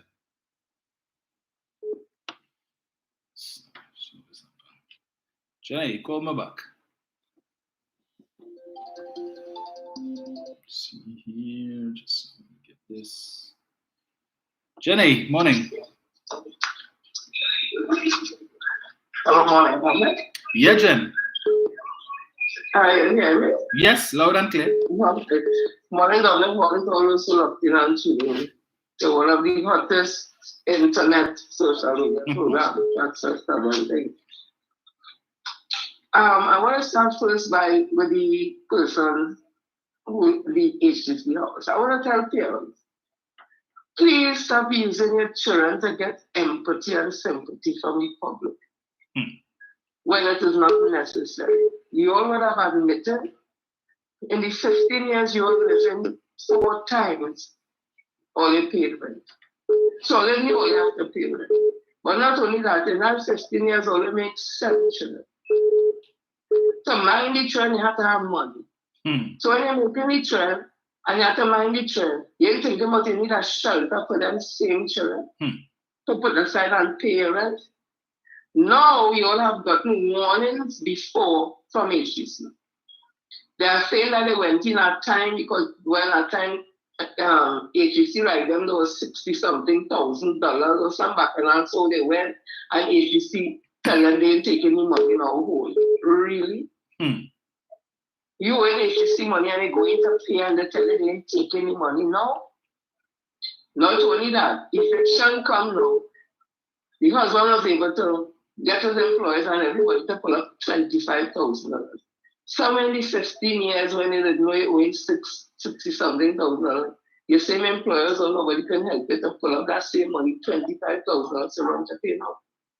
They send them mixed messages and because of that it will end up being PNM and like black people, they like African people, they like their own. When you help create your own monster and your own problem. I think those things are wrong, but I want to say again, stop using innocent children to get empathy when all they do all the wrong thing. But people feel sorry for them because they put the children in front. I have a newborn, I have 7 children, so people will say, oh God, with this woman doing the 7 children. So what will happen? Or they will never be held responsible for their action because people now feel sorry for the children. What are they teaching now? All the children? Do the wrong thing and then cry and tell people, oh God, that thing, I get sympathy and empathy. And they give you a handout and they say, you know what, I could always do that. And now the handout does be coming from, now the guilt does come from. Because they are not allowed to take responsibility for their action. Because we just feel sorry for them. Because they want to use no tough love, they want to use kid glove, and then they get away with it and they continue the behavior. I move on. WASA and that situation there, those players who right now in the PSA and Abercrombie Street were same players in WASA during them time. Rio Batis was a manager in WASA. Duke was an employee at WASA. That whole WASA section, a lot of them right now sitting on in PSA. Right now sitting on in PSA. I'm telling you. Not only that, they had it so cushy in WASA. They were being paid the salaries for the job they got in WASA, but WASA would have built a little office, a PSA office for them. And they were operating in that office, not doing the job they went into WASA to do it, but doing union work. So that whole section was in that nice office, cushy office, getting a manager's salary, getting this salary, whatever, and what they're doing is represented WASA workers, not even only public service, you know.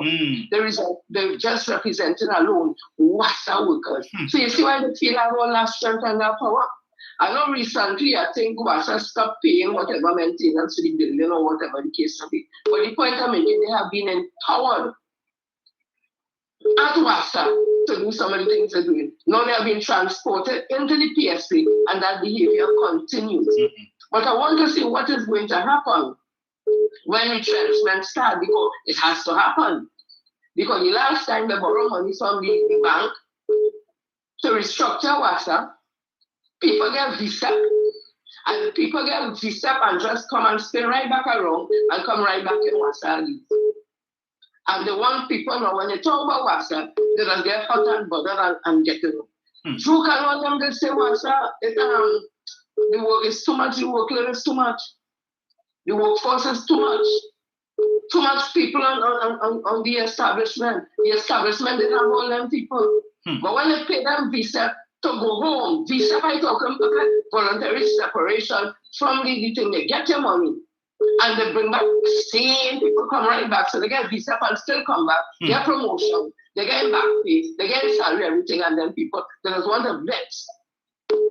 When we talking about WASA, we talking about the hard-working WASA workers, because they are hard-working WASA workers, whether daily paid or monthly paid. We talking about the ones who have been milking the system, and I'm seeing the same place right now, PSA, milking again the system. So what it is they want, but I want to tell you about Tisa there.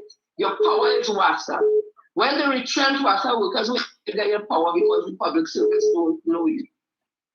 But greed, and there's something called the longest rope have an end. And all the way to the bottom, you see this here Aquarius, all wrongs will be right, The thinking will come from it's just about me, and will be a collective thinking it's about all of we. And them from WASA who right now in PSA, and the management who will be getting on that way, they're thinking about me. But let me tell you something, the country, the community, the world starting to think about me. So all the time will come, not me talk about physically, the things all you're doing will come to a point because people will make all the We cannot continue milking the country of money like that. And then so we want efficiency and first world status. If you want first world status, you want efficiency and productivity, then you have to trim and cut. If you're not working, you can't be a part of it. So if you want to work, you put your shoulder to the wheel, we will move forward. But anytime you're slacking in any area, it has to be cleaned up. That's the only way we can get efficiency. Otherwise, we'll just continue talking about efficiency, but doing all the wrong things, and then blaming the government. Thank you, Dominic. God bless you. Thank you, Jen. So these men were eating our food and getting all that overtime to do PSA work. Right? Okay. Hello, good morning. Hello. Hi, morning. Good morning. Morning. I just want to talk about the HCC, if you don't mind. Yes, go right ahead. In 2000, and I think 3, my husband and I applied for a house. Right. And thankfully we were successful, right? So we go through a few years, and then fast forward to, I think, 2005 or 6, we got the confirmation of the house and the lot or the area we were allocated. Right. Yeah. So that as well took a couple months into a few years for us to move into the place. They had now started this rolling out housing program, right? I'll just give you a general idea. We were in the south area, okay, where we live. So when we got the house, we were back and forth with HDC because the payments were going through HDC with arrangements being made for us to go through to TTMF. But what they wanted was for us to start making some payments to HDC, and as the papers go through, then we will transfer to TTMF. No problem. They gave us an amount, and all was going well. Lo and behold, a guy from HDC who we were working with throughout the process told us, this is like probably after 6 months of continuously paying, he told us to stop payment, that they were going to transfer to TTMF. We found it strange, but we say, well, okay, he's from TTMF. From HDC. He has to know what he's talking about. Right. And we have been working with him through the process, I really can't remember the guy's name. This is like years ago. So we stopped payments, but, what we did, we tried to, like every month, even though we weren't paying anything, put the money aside until they were ready, because we knew that when that time came up, then they would probably ask for the lump sum of the back months that would pay to HDC. So I continue investigating about it because it went on to 2 months to 3 months. It's like, how long this will take? It took over a year. I'm guessing because it happened so long ago. Right. So after making some inquiries, we got a letter from HDC stating that we would pay our agreement paid to them for a certain period. So we found it strange because we were like, but wait now, somebody from HDC tell us to pay, papers going through, because ting, all that good stuff. So we ended up going up to HDC to clarify, because we knew we didn't pay for the year. We went up to agency to clarify and find out what is going on, blah, blah, blah, blah, blah. When we went up there, I ain't gonna lie, the whole street I'm living on was up in agency, so everybody gets a letter, you know? Right. But some people, like what they did, because they work month to month, or, you know, however they would work, they would take their monthly agreement payment amount paid and put it aside, like waiting so that when the call comes, they have all the money there, all in the holy money. You know that kind of way? Yes. Only to find out that that guy had no authority to tell us of this arrangement. So we were in arrest, and we were given an agreement in which we could pay, like those who didn't back up their payments, they were given an agreement where we could have paid back and front. So we would pay our current mortgage, and then we will pay down on the monies owed until it was paid out. You can understand what I'm saying? And I heard that they eventually let the guy go. So while I don't agree with what is happening with some people who have the HHC houses and, you know, they're not paying, yes, it's not so long.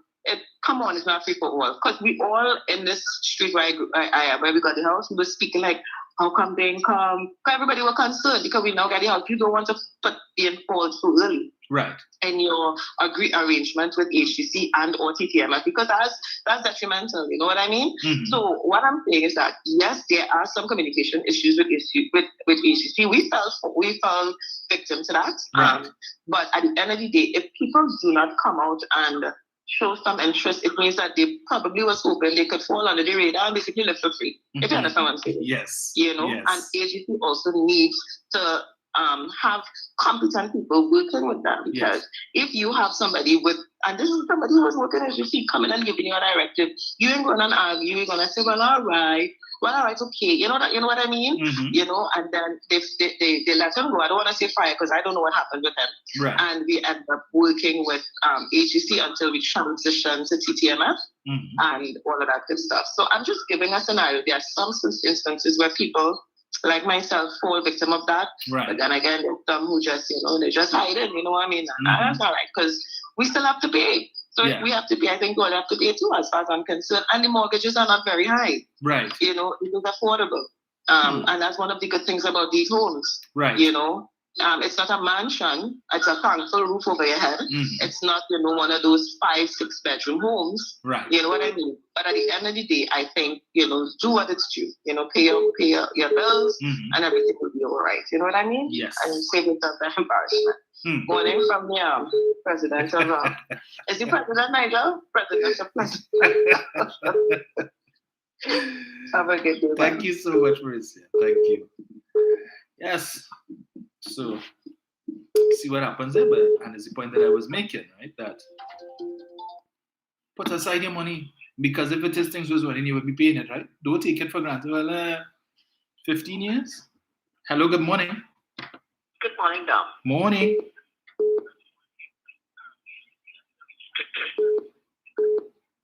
Hello. Good morning. Morning. Leroy, where the money gone? It gone to barrel. The boy, where the money gone? It went to barrel. He drink to rum and smoke some weed. It gone to barrel. You know, Mr. about this, Dominic? Hello? Yeah. Where is Ian Roberts in this? He spoke so much about wastage last week Sunday. Yes. Aniel, were you this morning? Did you lose your voice again? Did the lies put a stopcock at your mouth? You're not supposed to get overtime, right? I keep saying United National of Corruption. It is fraud. Fraud means jail. And the money must be paid back in compound interest. You know your service is $25 every 2 months. You get a blue note. I wouldn't bother you. Yes. Very many person who got the money for the house in England. And I said, blame my wife. Yes. Was the wife an accountant? An auditor? What was she? Because you're blaming everybody else. Let me tell you, whatever things they have in the house, including dirt, we want it back. It is state money, which means all who pay tax like you and I, it belongs to us. I want the money back. If you have to sell your false teeth, that WASA money pay you, we want it back. It is fraud. Fraud is a crime. But when you told you that, they're quiet. Yes.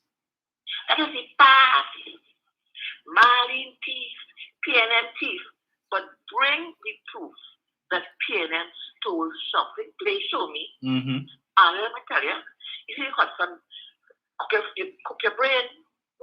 Your last break cell was cooked. Come now, you two who work 2 days a week, I want my money back. Because your prime minister said whole month, not 2 days a week. Come with the money. That is fraud. But you know what? Fraud is a crime when you're UNC. When you're curricular, it's not a crime. It's a rite of passage. And if UNC people do not think, right, stop and think. Really manifesto. But then to it, the UNC is the watercon posse. All of them don't have one vehicle among them, none. It's dead. Don't have a good day, darling. Bye-bye. Thank you. Yeah, so you see the kind of overtime, right? But yeah, then. Shamfa run up a phone bill, a roaming bill of 59,000 taxpayers' money. They should make she pay that back. But nobody ain't calling on these PSA officials to pay that back. Huh? Millions, $1 million. You ain't calling. You ain't want back that. You want back the 59 that Shamfa the roaming bill, right? Because under you all, less is more and more is less. 59,000 with more than $1 million. We call him Miss Me. Yes? Hello, good morning. Yes, sir. Just now, let me just get this in. Yeah. Yeah, go ahead. Yeah, man. Good program as usual. Thank you. Educating the masses. Let me just add it too. Don't forget those on the other side who are obsessed with pedophile and who are small pen and victim. Yes. Right? And studying about who have outside children. Oh, gosh. You know? Yeah. Normal crap, you know? Yes. But on the other side, they're studying who is held for domestic violence, who have warrant, who under question for trafficking, human trafficking, who have allegedly red light district, who have 4 houses. They're talking about that. Don't talk about who also have who posing for naked photos. Yes. And they still put them up as MP. Don't talk about that. Normal thing. Right? Also don't talk about who they're all taking credit, as they always like to do. Yes. About projects that they claim to do, which is a total lie. Like what, as for example, the Point Fortin Highway, the Point Fortin Hospital, the Arima Hospital, the Sandy Grande Hospital, and a young upstart going about all over San Francisco claiming that he put up lights. He now coming. You know? Yes. Normal thing. But you know, really disgusting and sad. All the projects that the UNC scrap, and it could have saved this country lots of $1 million. Let me give an example. The aluminum smelter plant, do you remember that? I do. The aluminum smelter plant was supposed to be one of the main things of diversification. Since the other side I was talking about, this country need to diversify. Like they're forgetting that we have a manufacturing sectors in this country. Yeah. That do export to CARICOM countries. Right? That aluminum smelter plant when I go to downstream industries, and who knows, it could have started a shipyard, what they call a shipyard building. Yep. Just ask Jamaica. Right.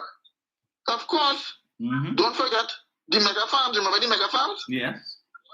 That Mr. Manning had planned. It was a way of self-sufficient. And you wouldn't hear the likes of those so-called Johnny Bees, like a self-proclaimed friend of fisherman of the sea, and another gentleman who claimed to be from the Sheep and Goat Farmers Association complaining. Yes. You know? All the thing, and don't forget too, the so-called hotel that they ran away from Tobago. Yep. That was also part of the diversification under the thing of Dr. Rowley. That would have caused downstream industries. If that hotel was full, that hotel would have communicated with the other hoteliers or other people who have inns and tell them to house their customers. Right. And maybe they'll get something too. And I will also assist the farmers in Tobago. But they didn't want that because it was a PNM idea. Yes. And lastly, too, Dominic, I know you one of who getting fed up with the traffic in this country is unbearable. But you remember the rapid rail? I do, yes. Remember what was the purpose of the rapid rail? It is to alleviate the traffic in this country. Right. And encourage people to have special stops in certain towns and take the rapid rail to come back. So a person like me who live in Port of Spain could work in Pinal and is about a 30 or 45 minutes trip or vice versa or Sandy Grande, and that was the plan. But you know who shut it down? You know what was the reason? It was too expensive, feasibility studies, and there were certain groups in this country, like the car dealers, maxi taxis, they saw it as a threat to the livelihood. Right? Just like how some of them now complain about the CD highway now, as a threat to the livelihood, because the road, imagine that people complaining that the highway is a threat to their livelihood. Right? And we wouldn't have this problem with traffic. But every time they can we want to have a car. Well, I glad, you know. So, or you could take the traffic, or you didn't want the rapid rail, or you didn't want the rapid relay. And you know what they say now? It was the PNN that shut down the old rail system, not understanding what was the reason why the rail system back in the days of Dr. Williams was shut down. Yes. It's the same reason why. Because people back then was buying transport. They say it was feasible. And Dr. Williams was very concerned, and he said that, listen, if people not using the railway system, it will be unfeasible for the government to finance. I think you put that up in one of your posts, Dominic. Yeah, you will. And like people don't understand that. Yes. So all that talk about what the PNM was responsible for shutting down the whole railway system, well, let's check out history now. And find out who was behind them bringing important cars. You have a good day, Dominic. You too, sir. Thank you much.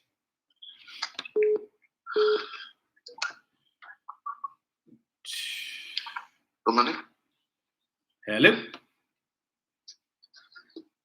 Hello? Hello. Morning, sir. Morning.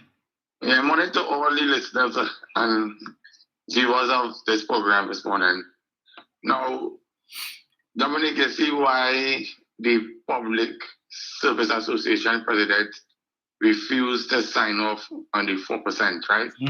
I hope that public sector in this country really understand why Leroy Baptiste refused to sign the 4% for the public sector, because he realized that the 4% that they are getting, he would not be getting what he was getting in WASA when he was there.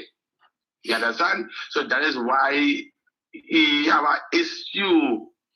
I want to call the Minister of Finance, this, that, and the other, and you want to tell people how to spend the money because you ain't getting a cut of the pie.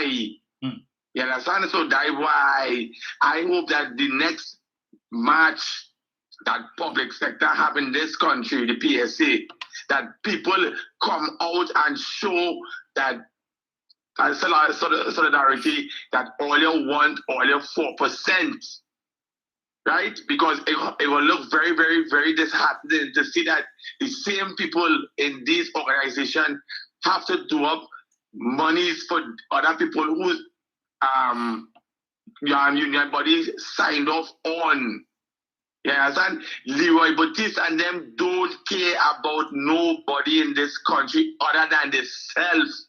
That is why all of them right now clamoring for US to come back so they could get just what you said, the kickbacks in all these state enterprises, all these sort of exorbitant amount of money. You understand? They say the thief, so you're eating too. So that's the mentality and the culture of Trinidadian in this country.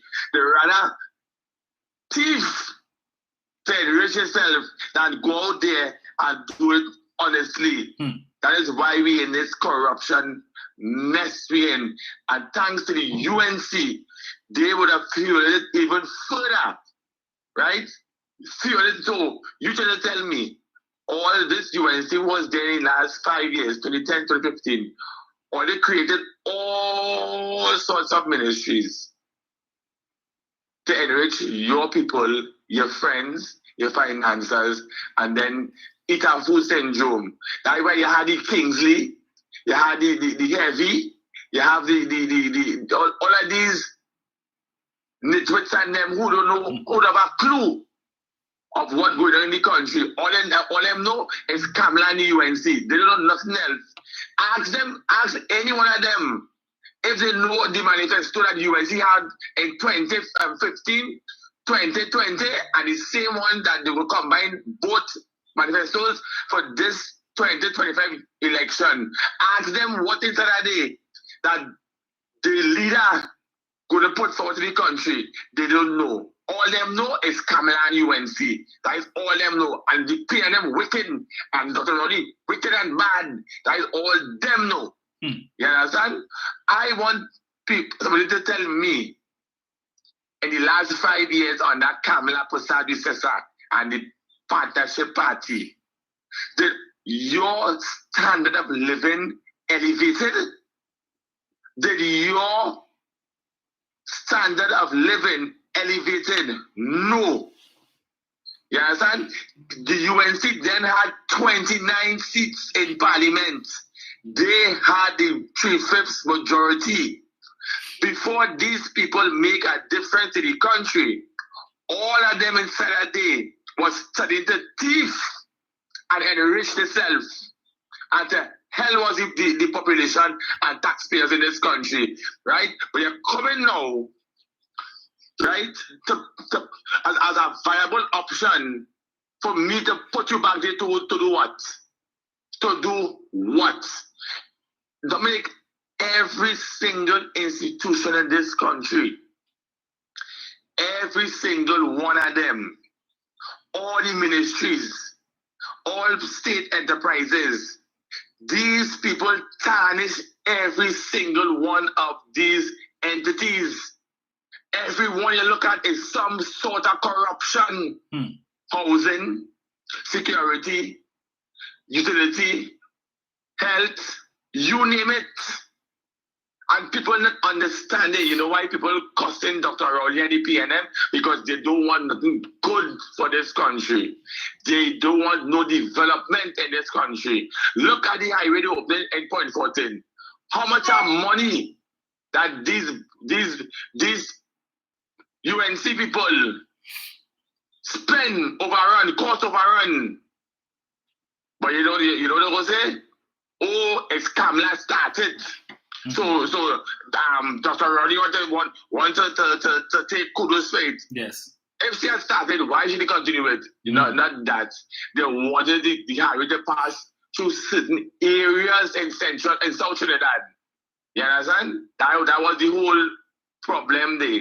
But I must say, congratulations to Dr. Roddy. They say better late than never. Congratulations to the PNM administration headed by Dr. Rowley and Minister of Roads and Transport, Minister Ron Sinanan, for a job well done in reopening the Point 14 highway.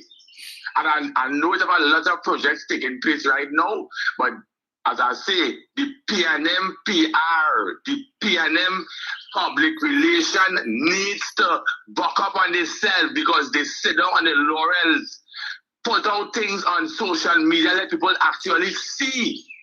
Because you know, it have people in this country that say, the government ain't doing nothing, and the government ain't doing this, and the government doing that. And a lot of projects is taking place as we speak.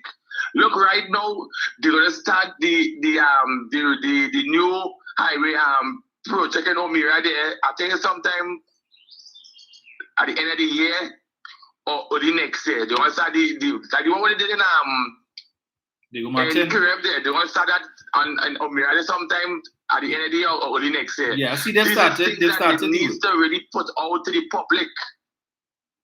You understand? But as I say, 2025 is a mere year and a half from now.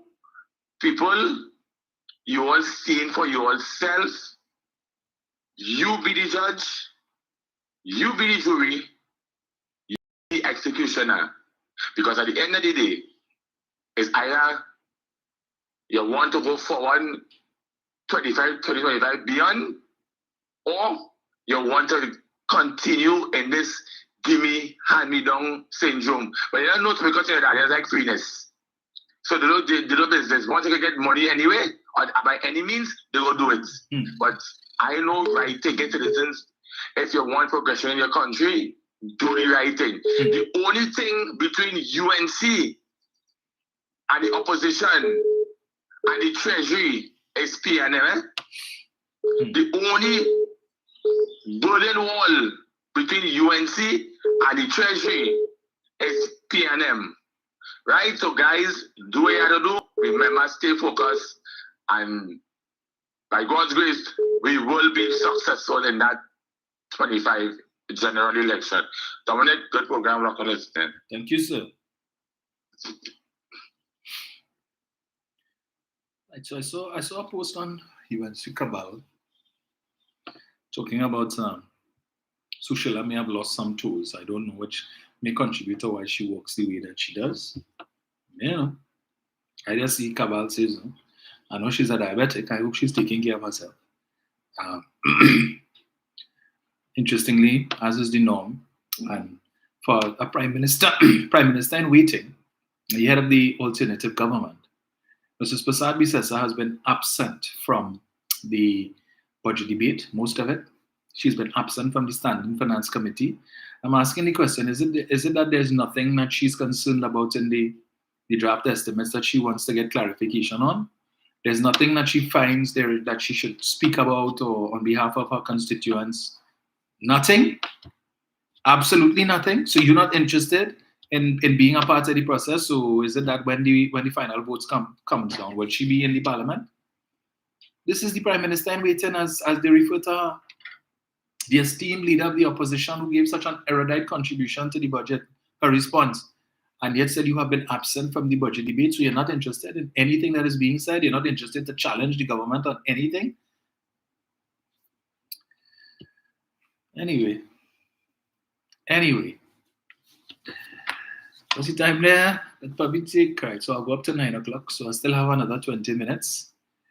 Angela says they said she's in Fort Lauderdale to visit an eye doctor. Oh, okay. All right. Okay.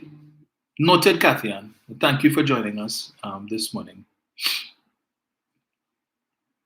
Apparently she has traveled to Miami according to Cabal. Yes. Interesting. Okay. Her timing is impeccable.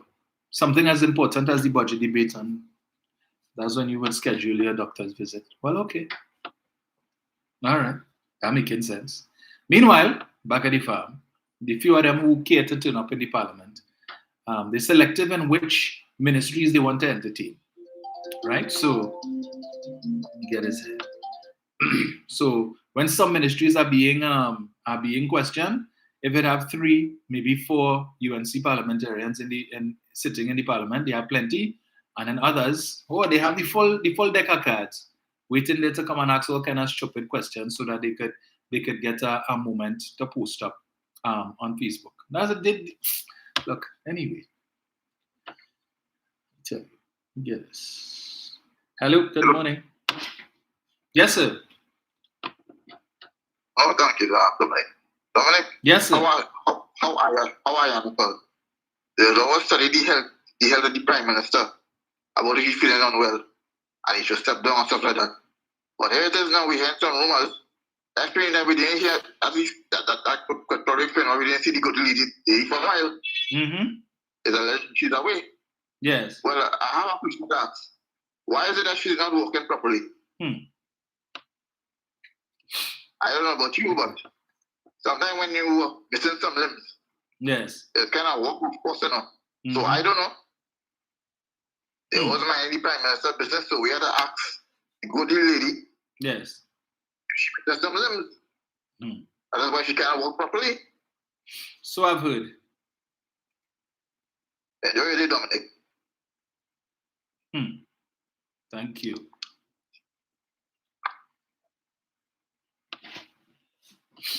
Yeah, but they always have questions on Dr. Rowley's state of health, and Dr. Rowley must come clean and whatnot. What's the state of health of the leader of the opposition, the alternative prime minister? What's her state of health? The public not supposed to know about it?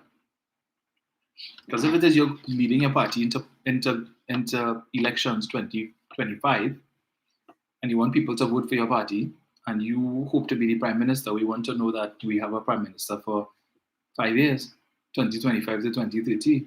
We don't want to end up with no proxy prime minister because something happens to you and you are unable to continue in your role, and we end up with somebody like Munilal. Rushton Parry. I must say, Rushton Parry has turned out to be a colossal disappointment. When he first joined the parliament, his contributions were measured. It was balanced. He would listen, and he would, if he had to offer a submission in a debate, it would be based on facts, based on information, and so on. Now, is there such a conjecture and PNM this and PNM that? You would never think that this man was a former PNM. Never think he was a former PNM. All of a sudden, now, when they say, I understand that he is seen as being a potential replacement for Mrs. Prasad Bisesa. So there's a faction in the UNC that is supporting him to be the next leader, and you would have heard a number of persons on the government bench refer to him as the man who they have identified as the next leader of the UNC. So I don't know if it is that he has changed his MO in order to get the support of the membership. Hello, good morning. Hello? Hi, morning. Hi, good morning, Dominic. Morning. Trying long time to get in. Yes. First time caller. Dominic, I might make a comment on the budget. Yes. But what I wanted to expand on is the national service. Yes. Now, I've been trying to get into either you or Pastor Google for the longest while. Just to make a commentary. I say that, the national service shouldn't only reach the children who misbehaving in school, but we have a lot of young people who did not return to school after the COVID. Right. And they are now like 17 years old and stuff like that. And they are some of those making mischief in the community. So I was saying the government needs to go through the education system, get the names of all the students who did not return to school, make a visit to the homes, and if the parents cannot give proper account for them, take them into national service. Right. Right? I agree. No, I don't know. I would like to have a little conversation with you on a personal matter, some advice I need. I don't know if I could. I tried to reach out this number already, but I don't know. Right. All right. Well, I'll keep this number. I'll call you. Yes, I'll appreciate that very much. All right. Thank you. Next time I hope I get you so I can make a comment on the budget. Right. If it's still still going on. Okay? All right. Yes. Yeah, you have a good day. You too. Bye-bye. Yeah. Right. Yeah, I know Minister Dolly would have spoken about that issue with respect to delinquency students, and perhaps mandatory national service is something that is being considered. So if you know that as a parent, your child need that, come on. 770-1763. See here. So let me get this here. Rosemary says she agrees with that comment totally. Yes, Steve, Rushton Parry, yeah, he has turned out to be a disappointment, but yeah, that's who they think. Well, he's one of the vying candidates for leadership of the UNC to replace Mrs. Prasad Bisesa. He seems to be the most palatable for their financiers. So, yeah, poor Munilal, like he did doghouse. Nobody want to eat. So let me just get this here. 1 second. Forgive me with that. Yeah, nobody don't want Munilal. Doghouse. And for good reason. Because if you as the former Minister of Housing have no comment to make, but I always want comment from everybody, $789 million in housing missing. Can't find. And you have nothing to say, no comment to make, but only posting a certain thing on your Facebook page about commission of inquiry and how much it costs and no. Come now, man. Hold a Monday night forum meeting and talk about the missing houses. They calling on the Prime Minister to give comments on this, that, the other. Why hasn't Mrs. Pasabi Sessa, as the former Prime Minister, spoken on this issue? How convenient that she's out of the country, and we'll hope that it will blow over. Where is the newspaper editorials? The Express do any editorial on that matter? Did the Guardian do an editorial on that matter, the Newsday? Or is it that is just 9-day wonder? That is not important to them. They had plenty to say about the eviction and fake oil, but nothing about fake house. Well, you're good with it? Well, you're real good. Let me see here.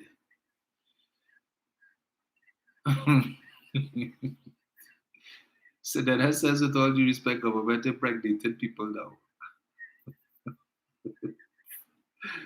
Baba was saying, he says, I don't know why somebody will make a jail yet, but that's the question everybody asking. Ian is saying, they're saying old news. Oh, it's old news. Oh, okay. All right. It's old news. All right, no problem. $789 million is old news. Okay. Nice. Let's see here. Donna is saying, Donna Walcott, this is a call for Leroy Batiste. Please take the 4% for PSA because the UNC is not coming back into government and the government would win you in the court. Half a loaf is better than that. Let's see. Hello, good morning. Hello, Dominic. Yes, sir. Personally, this is my humble opinion. I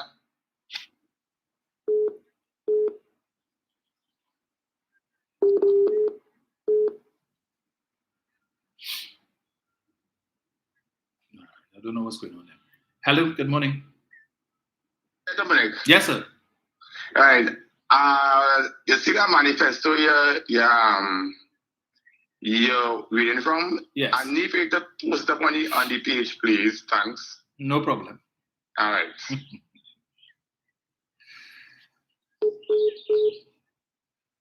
Yes. Yeah, where's Avashi Tiwari? Rupnari. She's not interested in us at 189 million. Who else? Who's the rest of them? Akash. You're interested in us at 189 million. Mark Bassett. You was interested in Foster Cummins business and Foster get a loan for 14 million. You're not interested in the 789 million, Mark? That's not important. The airport was all news too, but you did a whole five night piece on that. Let me hear about the 789 now, Mark. Please. Hello, good morning. Yeah, Dominic? Yes, sir. Yeah, we get cut off there. I say, I don't think I have anybody viable right now in the UNC that could be the leader of that party at the moment. Mm-hmm. And all those eyes are saying about Russian Paris, definitely no. Definitely not Munilal. Definitely not Anita Haynes. Definitely not Khadija Amin. Yes. Definitely not Dave Tanku. Definitely not Dinesh Rambali. Yes. Definitely not Ravi Ratiram. Is the whole cabinet calling the next UNC cabinet? Well, all I can tell them, my strong advice, if I was them, they better give it back to the clan. That's all I could say. And let Pandey daughter go to the court or something like that, dissolve the party, and set up a new franchise. Because right now, that so-called brand name of the UNC, it is tainted to the core. It is better for them to rebrand themselves, get a new symbol, and go on with the UNC. Because since 2010, yes, it has been tainted. It is tainted. I'm telling you that's how I see it. I don't know how other people see it. But the party has to rebrand itself and change the name and get a new symbol, because the brand name that was founded by Basil Pandey, it is sadly tainted. And probably get some new faces as well. Yes. You have a good day, Dominic. You too, sir. Thank you. Right, so I'm seeing the ongoing saga with this PriceSmart business. Persons are saying that they're seeing money coming out from their credit cards, and but a different amount is going back in. So if it is that you know that you have visited PriceMart within recent times and you've used your credit card, perhaps you should check. If you have online banking, you should do some checking and see if it is you might have been one of these victims. Yeah, I checked mine and well, I got to go. But this is ridiculous too, because so far neither PriceMart nor the Bankers Association have really put out anything of substance. They put out statements, but nothing that reassures the public. So even except that PriceMart has said that persons who would have fallen victim to this and whatever shortfall in your monies that you would be reimbursed. But it seems they say it is the bank fault and the bank saying whatever. So we'll see how that plays out. But in the meantime, maybe you should just go withdraw your cash when you're going to PriceMart, pay with cash. I don't understand how it is they could just be taking money off of people's credit cards, just like that. Yeah, so be wary. 8:55. Let me see. Baba will say he's saying, people think Dr. Rowley is a fool. He just studied them like an exam. Case in point, they say they bring in Gigi to the meeting, so he's sending his crew chess game. Yes. Althea Allen says we ain't want Makila either. None of them good. No good. Somebody says Khadijah is dunce like the back of a spoon. Yeah, well, my brief encounter with her on I-95. Oh, Lord, Father. Right. But yeah, that's the future. Well, let me not say future. That's what they offer you as a future cabinet, right? It's the likes of Saddam Hussein. Janet is saying back then when children used to misbehave, we had El Dorado Girls Camp, and they had to stay there and learn all kinds of things like sewing, tailoring, etc. Comes home on the weekend and back to camp until they finish. Yeah, so I saw that the Ministry of Youth Development is supposed to be bringing back that facility, what was previously the El Dorado Girls, well, the youth camp or whatever it was. It is now being converted into a facility for women. Well, for young ladies, so yes. Is that rain I hear? Yes, sir. Yeah. I forget what I mentioned too with that thing, ATC thing and rentals of the buildings and those things. Mostly when they're doing rentals, mostly it's the apartments. Yeah. But anything had to be fixed inside those apartments. It's the responsibility of AGC. Yes. So I'm also adding that later asking myself, so when repairs have to be done in the building, when they go down in the AGC to complain that a pipe leaking, or the toilet bowl, in flushing, the thing, and they had to come and fix it. You didn't know you had to pay for these things. I mean, I hear what she said, and I understand because the lady called in and gave a twist to it and what's happening. I understand that part because I remember that they talk about don't give people money for houses. Yes. Remember people come and say, I can get a house for you, give me $10,000, give me $15,000, you'll get one thing and organizing and ID inside man and this and I know. And then people are getting ripped off. So you don't give people money for things. But if somebody from inside they come to tell you that don't pay anything, you find a year pass and ain't hearing nothing, would you inquire? When you go down there personally and have to talk to somebody in charge and inquire, I would have done that within months of not hearing what is going on because I'd have called home mortgage bank to find out how far they retreated and what they know and what the response from agency to them concerning my matter. And I would have gone down to agency to find out what is going on, and this is what the bank told me. And this is the thing, what is going on here. If the person at the front desk can't go into details to tell me thing, can I speak with the manager in charge of this or whatever thing? And you go and you sit down with the manager and say, you get something. And they'll tell you, well, yes, so and so thing. I want it in writing. And that is where a lot of people get catch. Because if they people think that's what will be done in writing. AGC was supposed to write a letter to you and tell you, well, we have now moving on things to go to things to pay payments or whatever. So you have something in writing, but man, come and tell you something about my mouth and you just go on with us and you just sleep a whole year. And that's some of the mistakes people just make. You have to follow. You must do follow-ups. You know, and it's because you see what's all in place is corrupted. They're very, very corrupted, and the UNC mantra is to normalize corruption. You know, 150 houses. So what? That is long time thing, that long thing, 150 we don't know about, no, but people tell me that.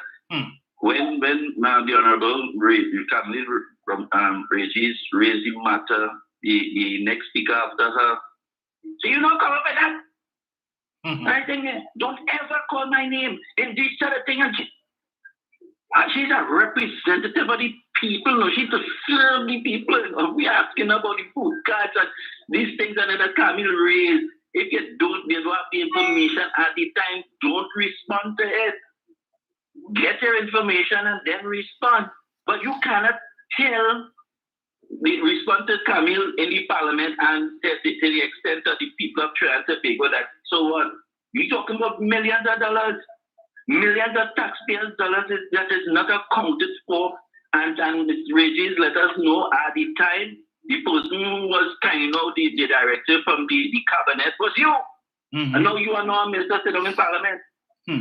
You have a responsibility to account for what happened under you. Don't tell the people, look, you know, coming up with that. And don't call your name in them things. Well, all right. I hope when it reaches over, when everything passes on to the fraud squad and then find thing for you to answer questions. So I hope you will tell squad for that too. Thank you. Thank you, sir. Well, thank you so much, folks. It is 9 a.m. So I must take my leave, but always a pleasure to be with you guys.